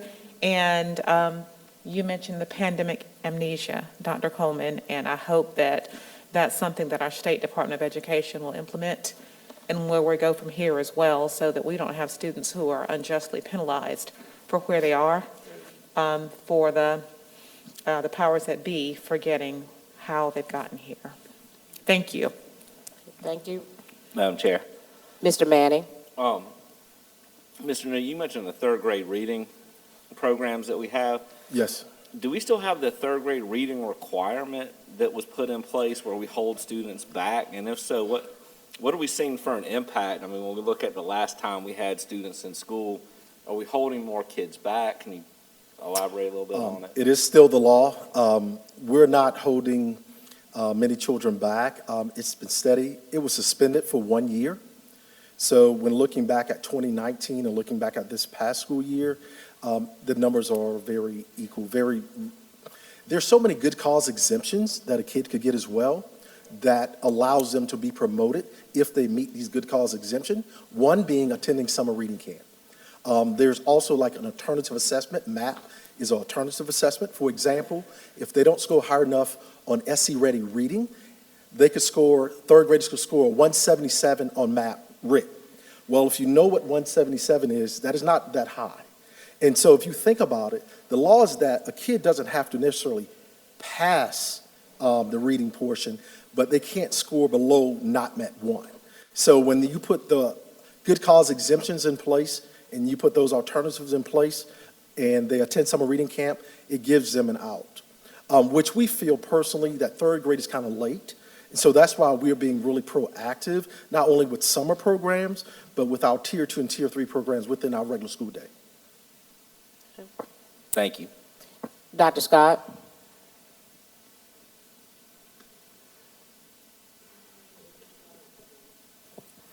You're good. It's working. First, I want to say welcome back, Dr. Coleman. It's always exciting to hear from you and to see that you're back at Richland too. We missed you, so thank you. Just two quick questions. One, extended learning day, is there a fee to that for the parents, or is that free? It is free. It is free. Second question, you talked about the literacy reflection tool.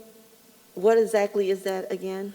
Years ago, when the Read to Succeed law was created, all schools had to do what we call a reading plan. Right. But it was a really long document, a lot of components. And so they streamlined the original plan. Now it's called a literacy reflection tool. And so what you do is look at just different aspects of your instructional system, and based on your strengths and areas of improvement, you create goals. Is that for every student, or every school just creates a general? It is for every school, and then the Okay. district, based on, which is very difficult, based on how the schools are responding or creating their goals, our goals have to be very similar. For example, they mandate that an elementary school has a goal regarding third grade reading. Well, they do the same for our district level committee. And so we'll look at the schools, they turn them into us, and we'll read them, and we'll look at the schools, and we'll make ours very similar. Okay, any other board members? Madam Chair, Ms. Agostini? thank you. Question regarding the extended learning day. This is after school, correct? Correct. Okay, how do the kids get home? Bus transportation or parents pick them up. So we do provide transportation to those students? Yes. Okay, very good. A question in regard to the correlation map. It was my understanding that all the tests are for South Carolina students, but we rank them on a national percentile. NWEA creates assessments nationwide. They have one of the most extensive item pools of any assessment company in the nation. So when they do the correlational study, they take the South Carolina items that are used in other states, which are many, because our standards are some of the hardest in the nation. And they do use just the items that are similar on our South Carolina version of MAP for a kid who's taking it in Iowa or California or Texas. Okay, thank you. And then for the pupils in poverty, I liked how you broke it down for percentages for, how many whites, how many blacks, but can you break that down for us in terms of total percentage? Do you understand what I'm saying? Like 25% black, 25 to equal 100% for the race? I think what I'm hearing you say is that for the subgroups, I would have to then include every subgroup in the district for it to equal 100%, but I can do that. You're saying you'd like to see that on a separate slide, and then pupils in poverty and IEP separated, so it would add up to 100 on the slide? Well, just the race part, don't include the IEP part, but just in terms of pupils in poverty. That was what I was interested in seeing how yes, that ma'am. For breakout would be. brevity, because quite frankly, I could stand up here for 6-7 hours and talk about this. I love to talk about it so much. I just picked our top 4, but I do understand what you're saying, that it doesn't add up to. Yeah, thank you. Got And it. then my final question is, in terms of all this testing, do we have any information in terms of how students performed virtual versus face-to-face? Yes, we do. And our in-person students did perform better than our virtual students did. Is that data that you could send to us as well? Per Dr. Davis, yes, I could do that, yes, ma'am. Thank you. Okay, board members, any other questions? If not, thank you so much for a very, very detailed report. We appreciate that. It gives a great picture of where our district is. And it also, I love what you said. This should not be used as a tool or a hammer, because this is a nationwide issue. It is not inclusive just to Richland School District 2. Yes, ma'am. But I appreciate you pointing that out, and don't get amnesia about the pandemic. Yes, ma'am. So thank you so very much. Thank you, Madam Chair. Okay, next we're going to move on to 11.5, review policy BEDB board agenda. Dr. Davis. Madam Chair, members of the board, this was an item that was requested by a board member to be added to the board agenda for discussion of the board to review policy BEDB. which is the policy that governs the board agenda setting, last issued February 2019. The policy is before you. It's also stated on the screen for those who are in attendance as well. And we have Dr. Franklin here to present the policy as it is written. Dr. Franklin. Thank you, Dr. Davis. Dr. Holmes, members of the board, Policy BEDB describes in general how the agenda for a board meeting is developed.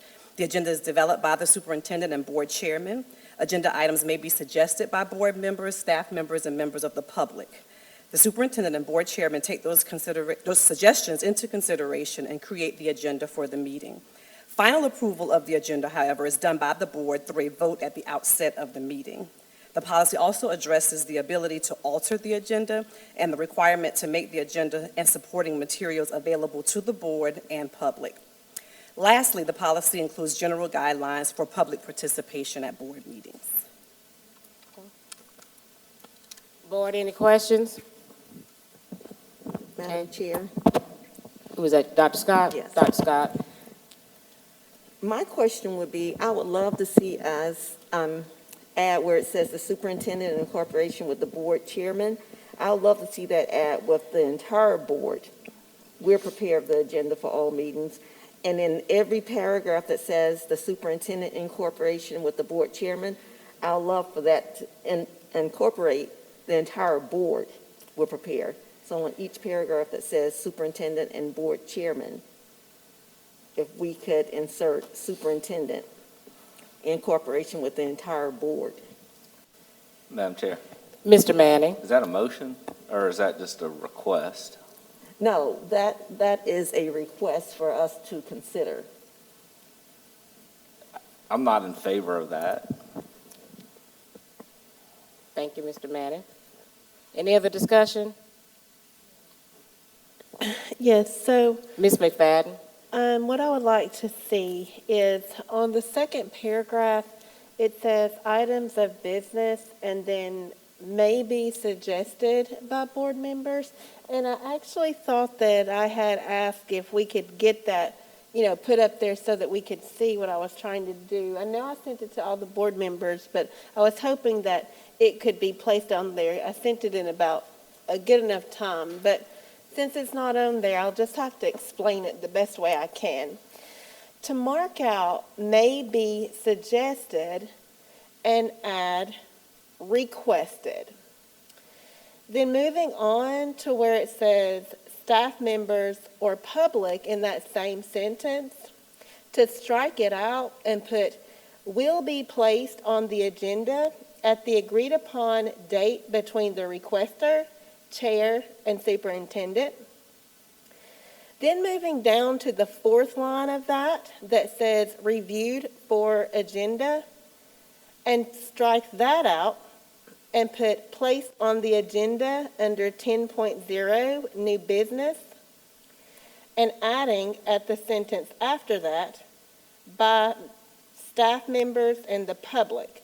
So the full reading that I would like for it to say, and this is the only changes that I'm requesting, is that it says, items of business requested by board members will be placed on the agenda at the agreed upon time between the requester, chair, and superintendent. To be considered for placement on the agenda, an item must be within the scope of the board's duty, must be timely, and must be appropriate for consideration. The written request, electronic or paper, must be received a minimum of 3 business days prior to the desired date for it to be placed on the agenda under 10.0 new business. The superintendent and the board chairman will decide whether or not to include requested items by staff and the public. The final agenda must be approved by the board. And that's simply just to say that as board members, we've been reiterated time after time after time that it is our responsibility not to get into the weeds, but to deal with policy. And this allows us to not get in the weeds and deal with policy. A lot of times I feel like, we may be contacting staff, which we're not supposed to do, contacting staff to get information because we're not able to get it on the agenda.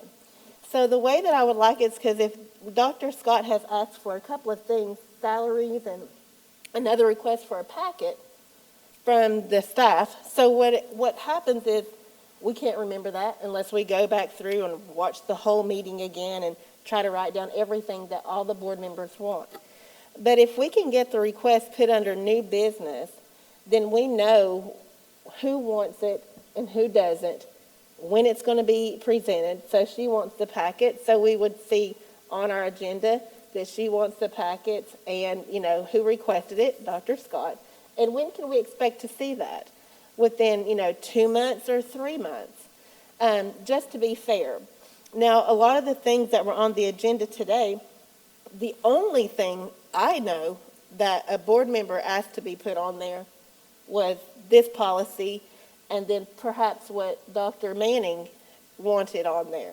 I don't think that anything else on the agenda was something that board members requested. And here it is, 10:08 at night, and we're finally getting to the very last item that a board member requested. Everything else was what Dr. Davis and our board chair decided to put on there. And I'm just saying, to be fair, it's 10 o'clock at night. And that's a lot of stuff on the agenda.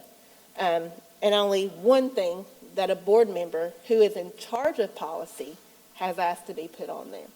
So I just want to be fair, to our roles and at least allow us to get information out. And I will take this opportunity to say that there was an incident by which I was expecting information and I didn't hear anything. And it was a major situation. And I'm thinking, let me just run down here and ask real quick. Me doing that, and I said, and I've got a phone call, and I was told, okay, you can't do that. I was asking for information. That particular information was not provided because unbeknownst to me, it wasn't there. I know I'm being very vague, and I have to be because I've been issued an order of confidentiality by which there's things I can't speak about. But in all fairness to myself and the situation that I have been put in, I didn't realize that guns were a normal occurrence in our schools. Had I had known that, I would not have reacted in such a way that I did when I was requesting information from staff, by which I am now under legal obligation and have been excommunicated from speaking with Dr. Davis. I'm not allowed to speak to him. And I'm just saying, if we could get information put on the agenda, this could alleviate a lot of that. So right now, I'm sitting in a situation where I'm having to face and think about getting a lawyer because I'm requesting for information. And I'm sending out emails to try to get information, and I can't get it. And I'm asking for help. And what do I get? A summons, basically. What do I do in this situation? All I was asking was to get help and information. And that's my piece about it. All I'm saying is allow us to be able to ask the questions that we need to ask or that we want to ask. Allow us to get the information that we're told at conferences that we should know without feeling like we're trying to uncover some mystery. That's not what it is at all. We're trying to be premier board members, like what we're told we're supposed to do. And when we do that, the issue is that we're trying to be antagonistic, that's the best word I can think of, and that's not it at all.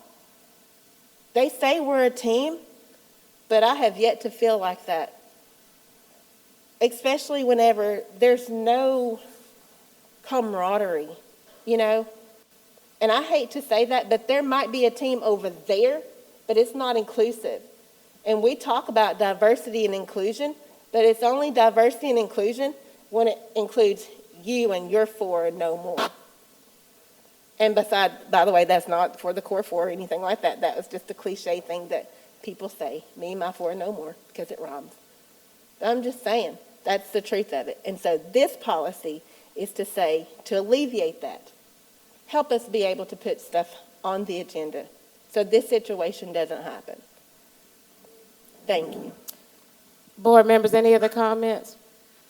Madam Chair? Ms. Agostini. Well, and I like Mrs. McFadden's ideas and support them. The only change that I would ask is when she specifically, I think, stated item 10.1, new business, that can vary. But I would love to see you make a motion to amend this policy to include your additions or changes. Ms. Agostini, I will take you up on that. I would like to say that... Go through the chair first, Ms. McFadden. Ms. Agostini is not the chair. Just address it to me, then I'll let you address it, please. I would like to make a motion to add the changes that I suggested, which Dr. Franklin and the board already have. I would like to make a motion to add those items to policy BEDB, board agenda. Okay, is there a second? Second. Who was that, Dr. Scott? Seconded by Dr. Scott. Any discussion? Seeing none, we'll call for the vote. I got you. Okay, we're going to have to do a hand vote. All in favor, raise your hand. Okay. All opposed? Motion fails. Moving on to item 12.1, draft agenda items for January 11th, 2022. Dr. Davis. Madam Chair, members of the board, and to our community that's in attendance and those that are viewing, our draft agenda items for the January 11th, 2022 regular scheduled board meeting is as follows. We'll have our call to order at 5:30, where we will go into executive session. Currently on the draft agenda, the executive session items are listed as student appeals, breach of contract, legal advice regarding international teachers. Coming out of executive session, we'll start our public session beginning at 6:30. And our public session will begin with our inspirational moment, followed by our approval of our agenda, followed by the approval of the consent agenda. We'll have public participation. We'll have voting on the executive session items of student appeals and breach of contract. On the new business, no action requested. We have the superintendent's highlights, an update for legislative issues, an update regarding the 2020-2021 assessment results, where we'll focus on high schools. We have the proposed policy revisions to policy IHAC, social studies education, proposed policy revisions to policy GCC/GDC, employee leave and absences. We'll have proposed policy revisions to policy BEDB, board agenda, if that is needed. And then we'll have the draft agenda items for the January 25th board meeting 2022, followed by the approval of those agenda items for the next board meeting, public participation to board and superintendent comments, executive session number 2, and voting on executive session 2 items if needed, and this will then have adjournment. Okay. May I have a motion to approve the draft agenda? Madam Chair, Ms. Mackey. I move to approve the draft agenda items for January 11th, 2022. Do I have a second? Second by Dr. Carson Parker. Any discussion? Ms. Agostini. Thank you. I would like to, I move that we add policy BDG, Board Attorney Legal Services, to the next agenda. You're asking for, is that a motion? I made a motion. That's what I asked you. I said, are you making a motion? I did. I started with, Can you restate your motion? Restate your motion, please. I move to add policy BDG, Board Attorney Legal Services, to our next meeting agenda. Do we have a second? Any discussion? Call for the vote. Do we need to do it by hand, Jill?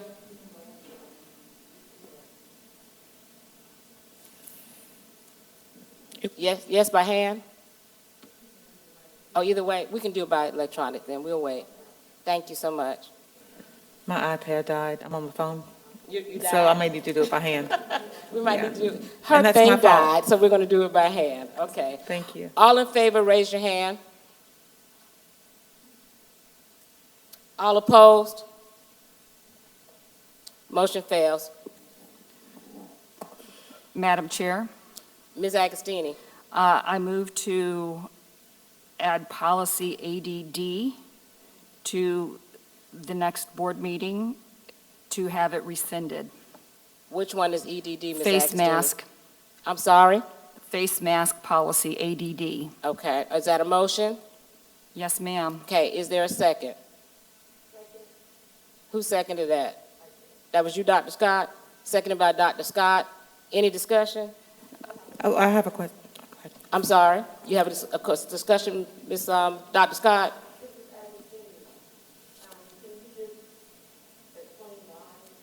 Yeah, thank you. Yes, I would. You know, I would like face mask to be a choice, as the district has now implemented requiring face mask. While we saw an initial dip, we've seen it climb. So there is no study that has proven that when you have two groups together, masked and unmasked, that there's any difference. And it is about time, as we heard from the young man tonight, the students are fed up with it. For those that want to wear a face mask, let them wear it. For those who do not, I would like to let them make the choice. It's time to be rid of the face mask if this is what, families want choice. Thank you. Madam Chair. That's you, Ms. Mackey? I'm sorry, am I in the queue or is someone? Yes. Yeah, you are, Ms. Mackey. Yeah, first of all, I think that we had allowed administration to monitor the numbers, the science and all behind that, and that we were not trying to supersede what the administration is doing.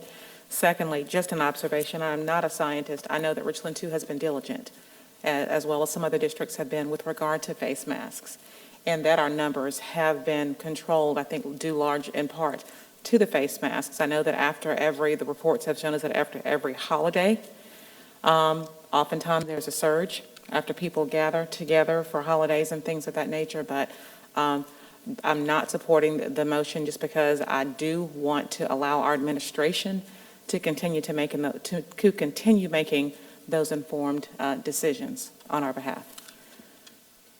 Board members, any other discussion? Dr. Caution Parker. It might be the reason we have a decline is because of what we're doing. That's all I've got to say. Madam Chair. Ms. Agostini. Thank you. No, the last report is there's been an increase. It's climbing again. So, our last report from Ms. Roof was that, the numbers are increasing, but the kids are, and the teachers are expected to wear the face mask. I think, Madam Chair? Ms. Mackey. I think one of the comments I made is that if we watch the news and read reports, that after there is a holiday, where there are large gatherings of people, that numbers have consistently increased after such events, which is consistent with Ms. Ruth's report, which is precisely what I said. Thanks so much.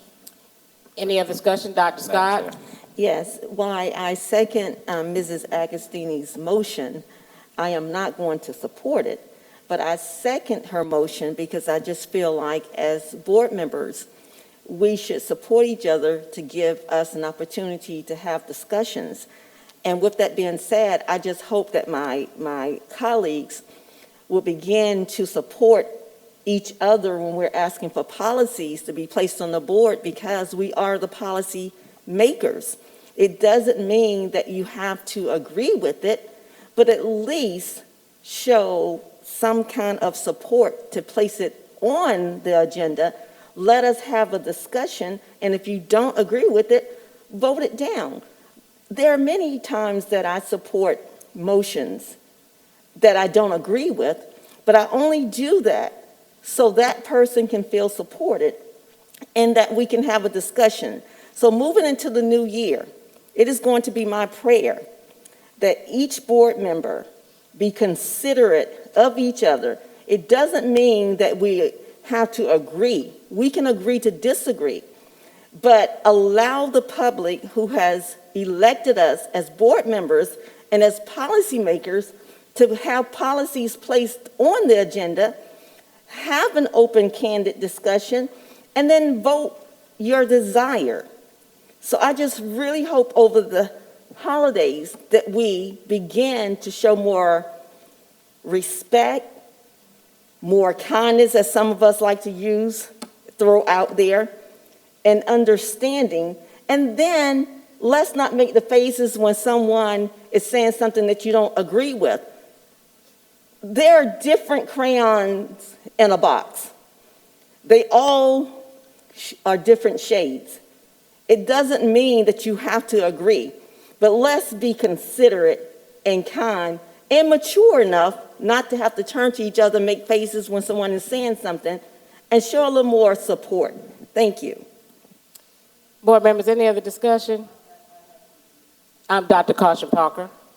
I'm going to follow your suggestion, Dr. Scott. I'm going to watch you, and I'm going to mirror behind you. And you lead the way on being respectful and nice and kind to people. You lead the way, and I guarantee you we'll follow you. But you start it, you do it, and let's see what happens.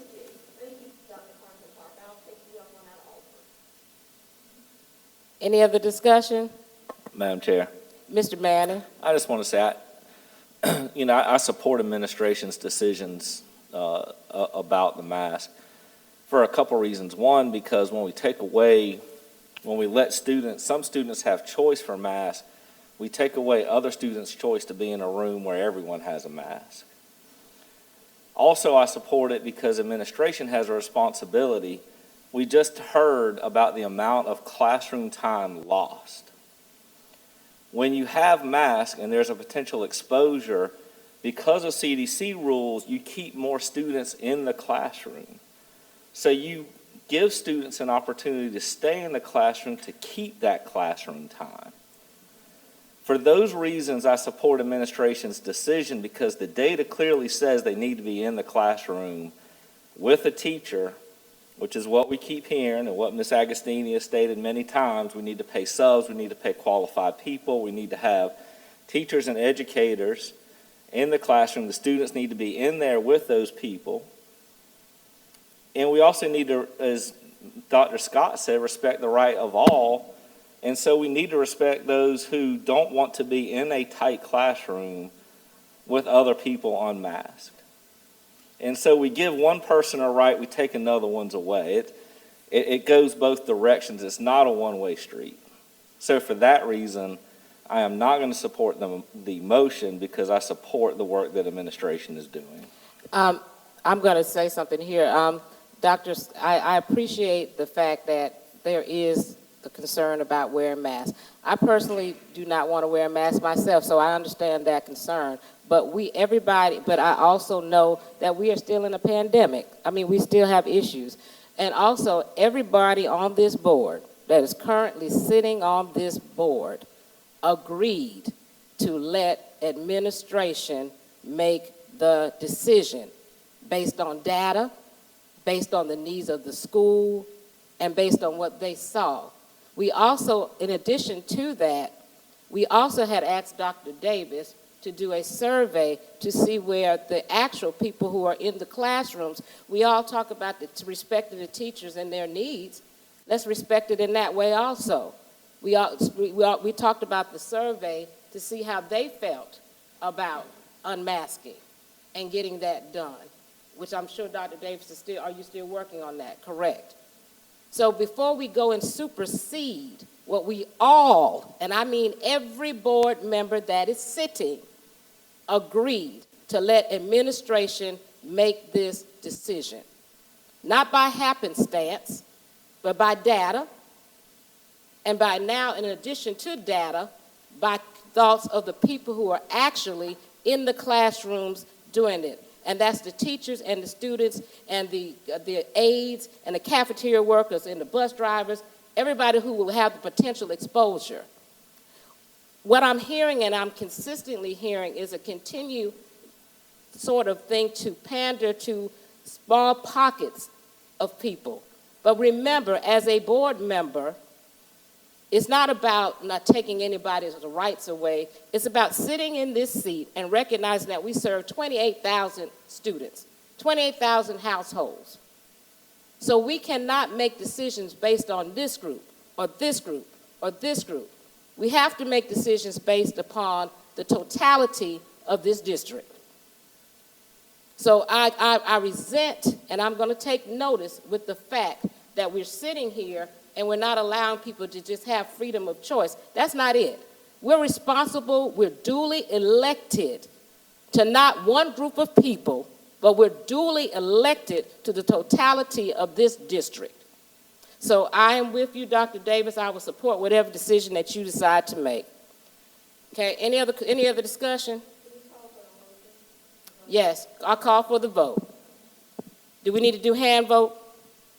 All in favor of adding that, raise your hand. 1. All in favor against adding that, raise your hand. 4, 5. Motion fails. Moving on.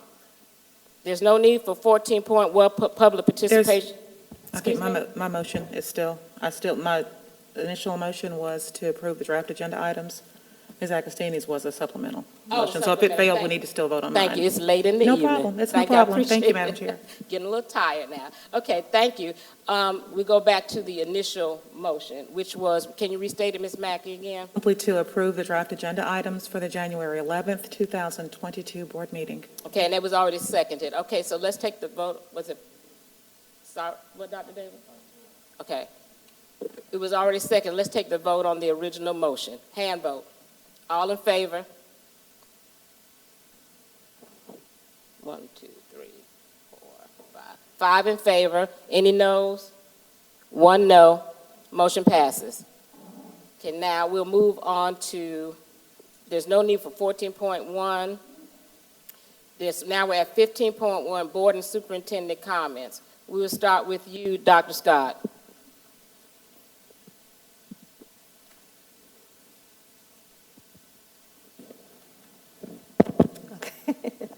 Just like to wish everyone happy holidays. Please take some time to reflect on family, on yourself, self-care.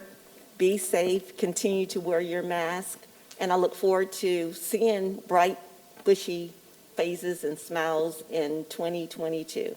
Happy holidays. Merry Christmas to everyone. Thank you. Ms. Agostini. Merry Christmas and happy holidays. Be safe. Dr. Scott, Dr. Caution Parker.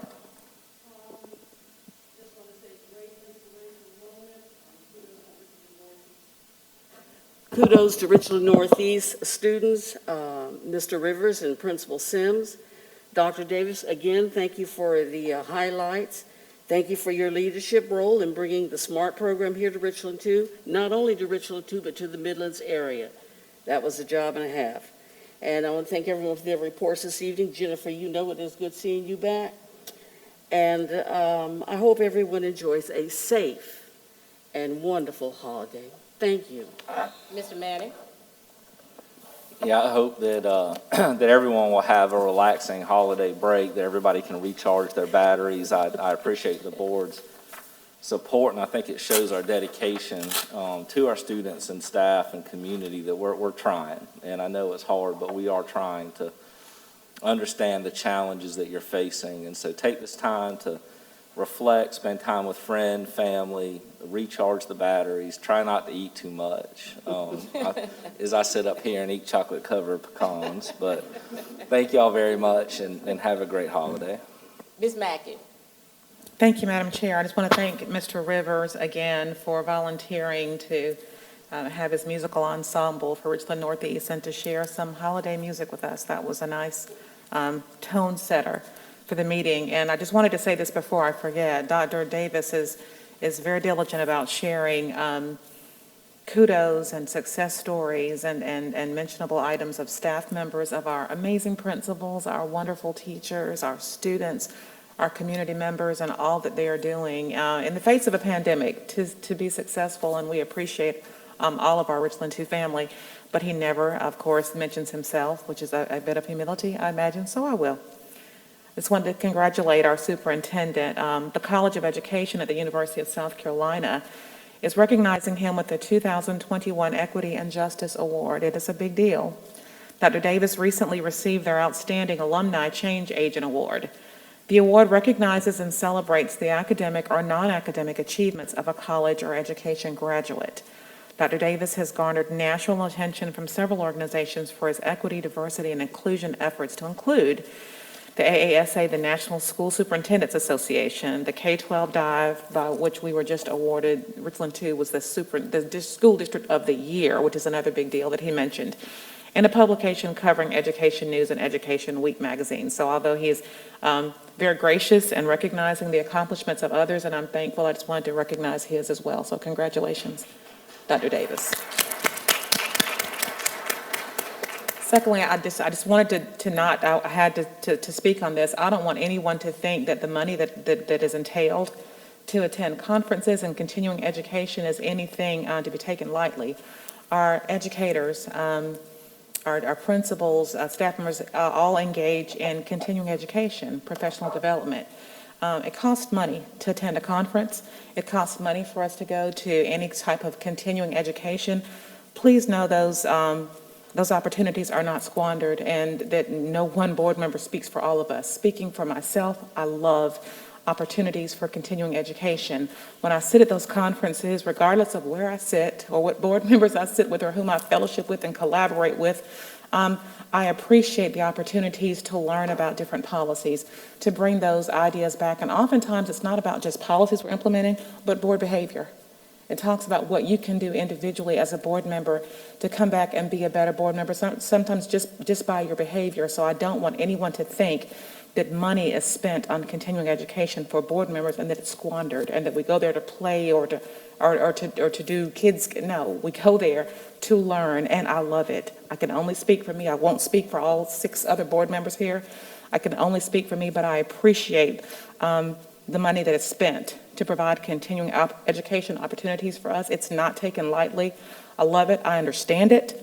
I get the information that we get there. We have opportunities to ask questions, to follow up, and to come back and implement the things that you've learned just by virtue of the way you conduct yourself as a board member.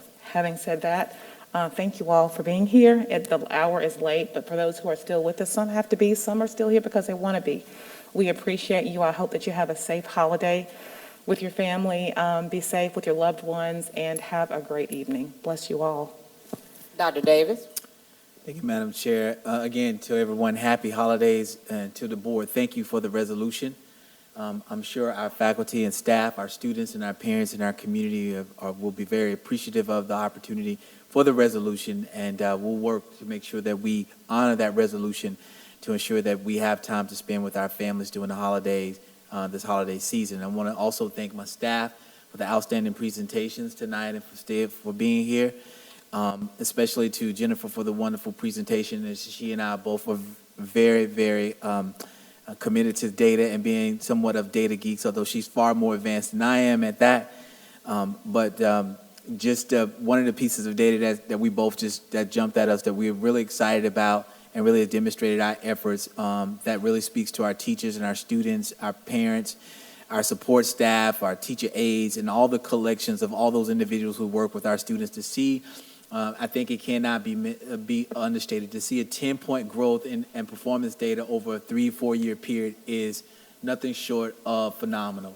If you've worked in schools and if you've been moving data and tracking data, you know how difficult it is to move a subgroup 10 percentage points in a matter of 3 years.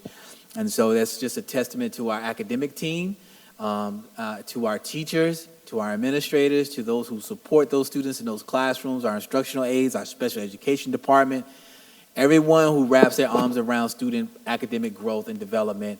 Thank you for all that you've done. I hope that you saw this data and you recognize that your work was not in vain, and for us to continue to put those efforts in place to ensure that our students are growing academically as well.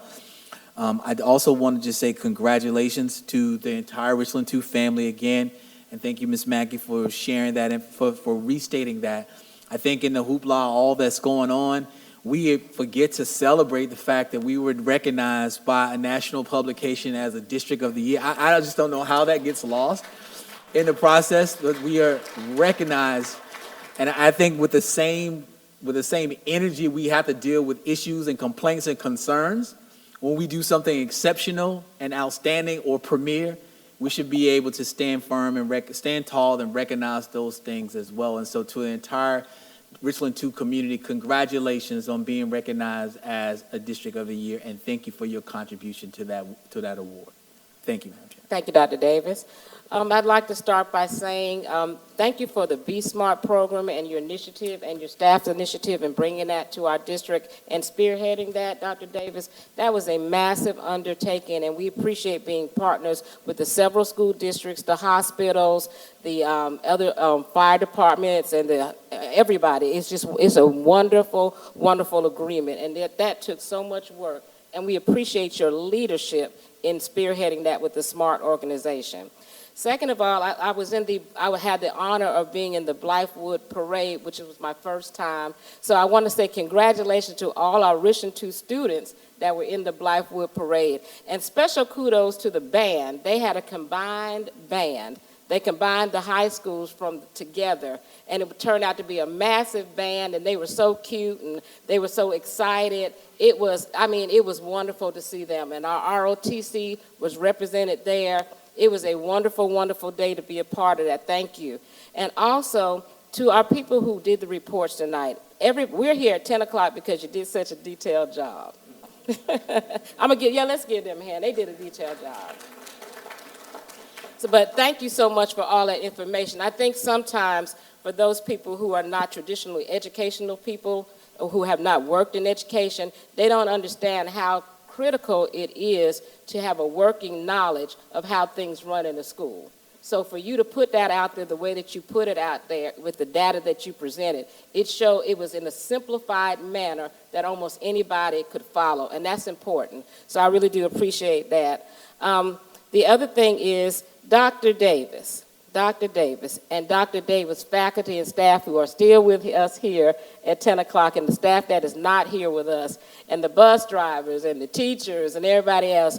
We are the U.S. News and World Report Richland District of the Year. That is fantastic. I know we done said it like 4 or 5 times, but I need a clap for that again because they need to hear that. To win an award like that during a pandemic is phenomenal. Phenomenal. And it speaks to the work that everybody in this room does, inclusive of our board. Because Dr. Davis is able to do what he does because we support him. So we appreciate each and everybody in this district for that. This is a district-wide award. Dr. Davis, you should have that thing spread across all the front of the Facebook page or wherever, because that's a huge award. And the only last thing I'm going to say is that, no, it's not. Thank you for the performances tonight. It was I really want to see kids perform. So if you still have children that want to come perform for us, it needs to be brief now. It needs to be brief. Please contact Ms. Mackey and let her know. She spearheads that. And so lastly, to everybody else, happy holidays, Feliz Navidad, happy Kwanzaa, whatever you celebrate. Take this time to relax, enjoy yourselves, let's refresh, and let's come back in the new year in a positive manner. With that, it's late, and I am done. May I have a motion for adjournment? Second. Oh, they're ready to go. All right, all in favor, raise your hand. Dr. Caution Park, it's up. I didn't see it. Okay, unanimous. Good night.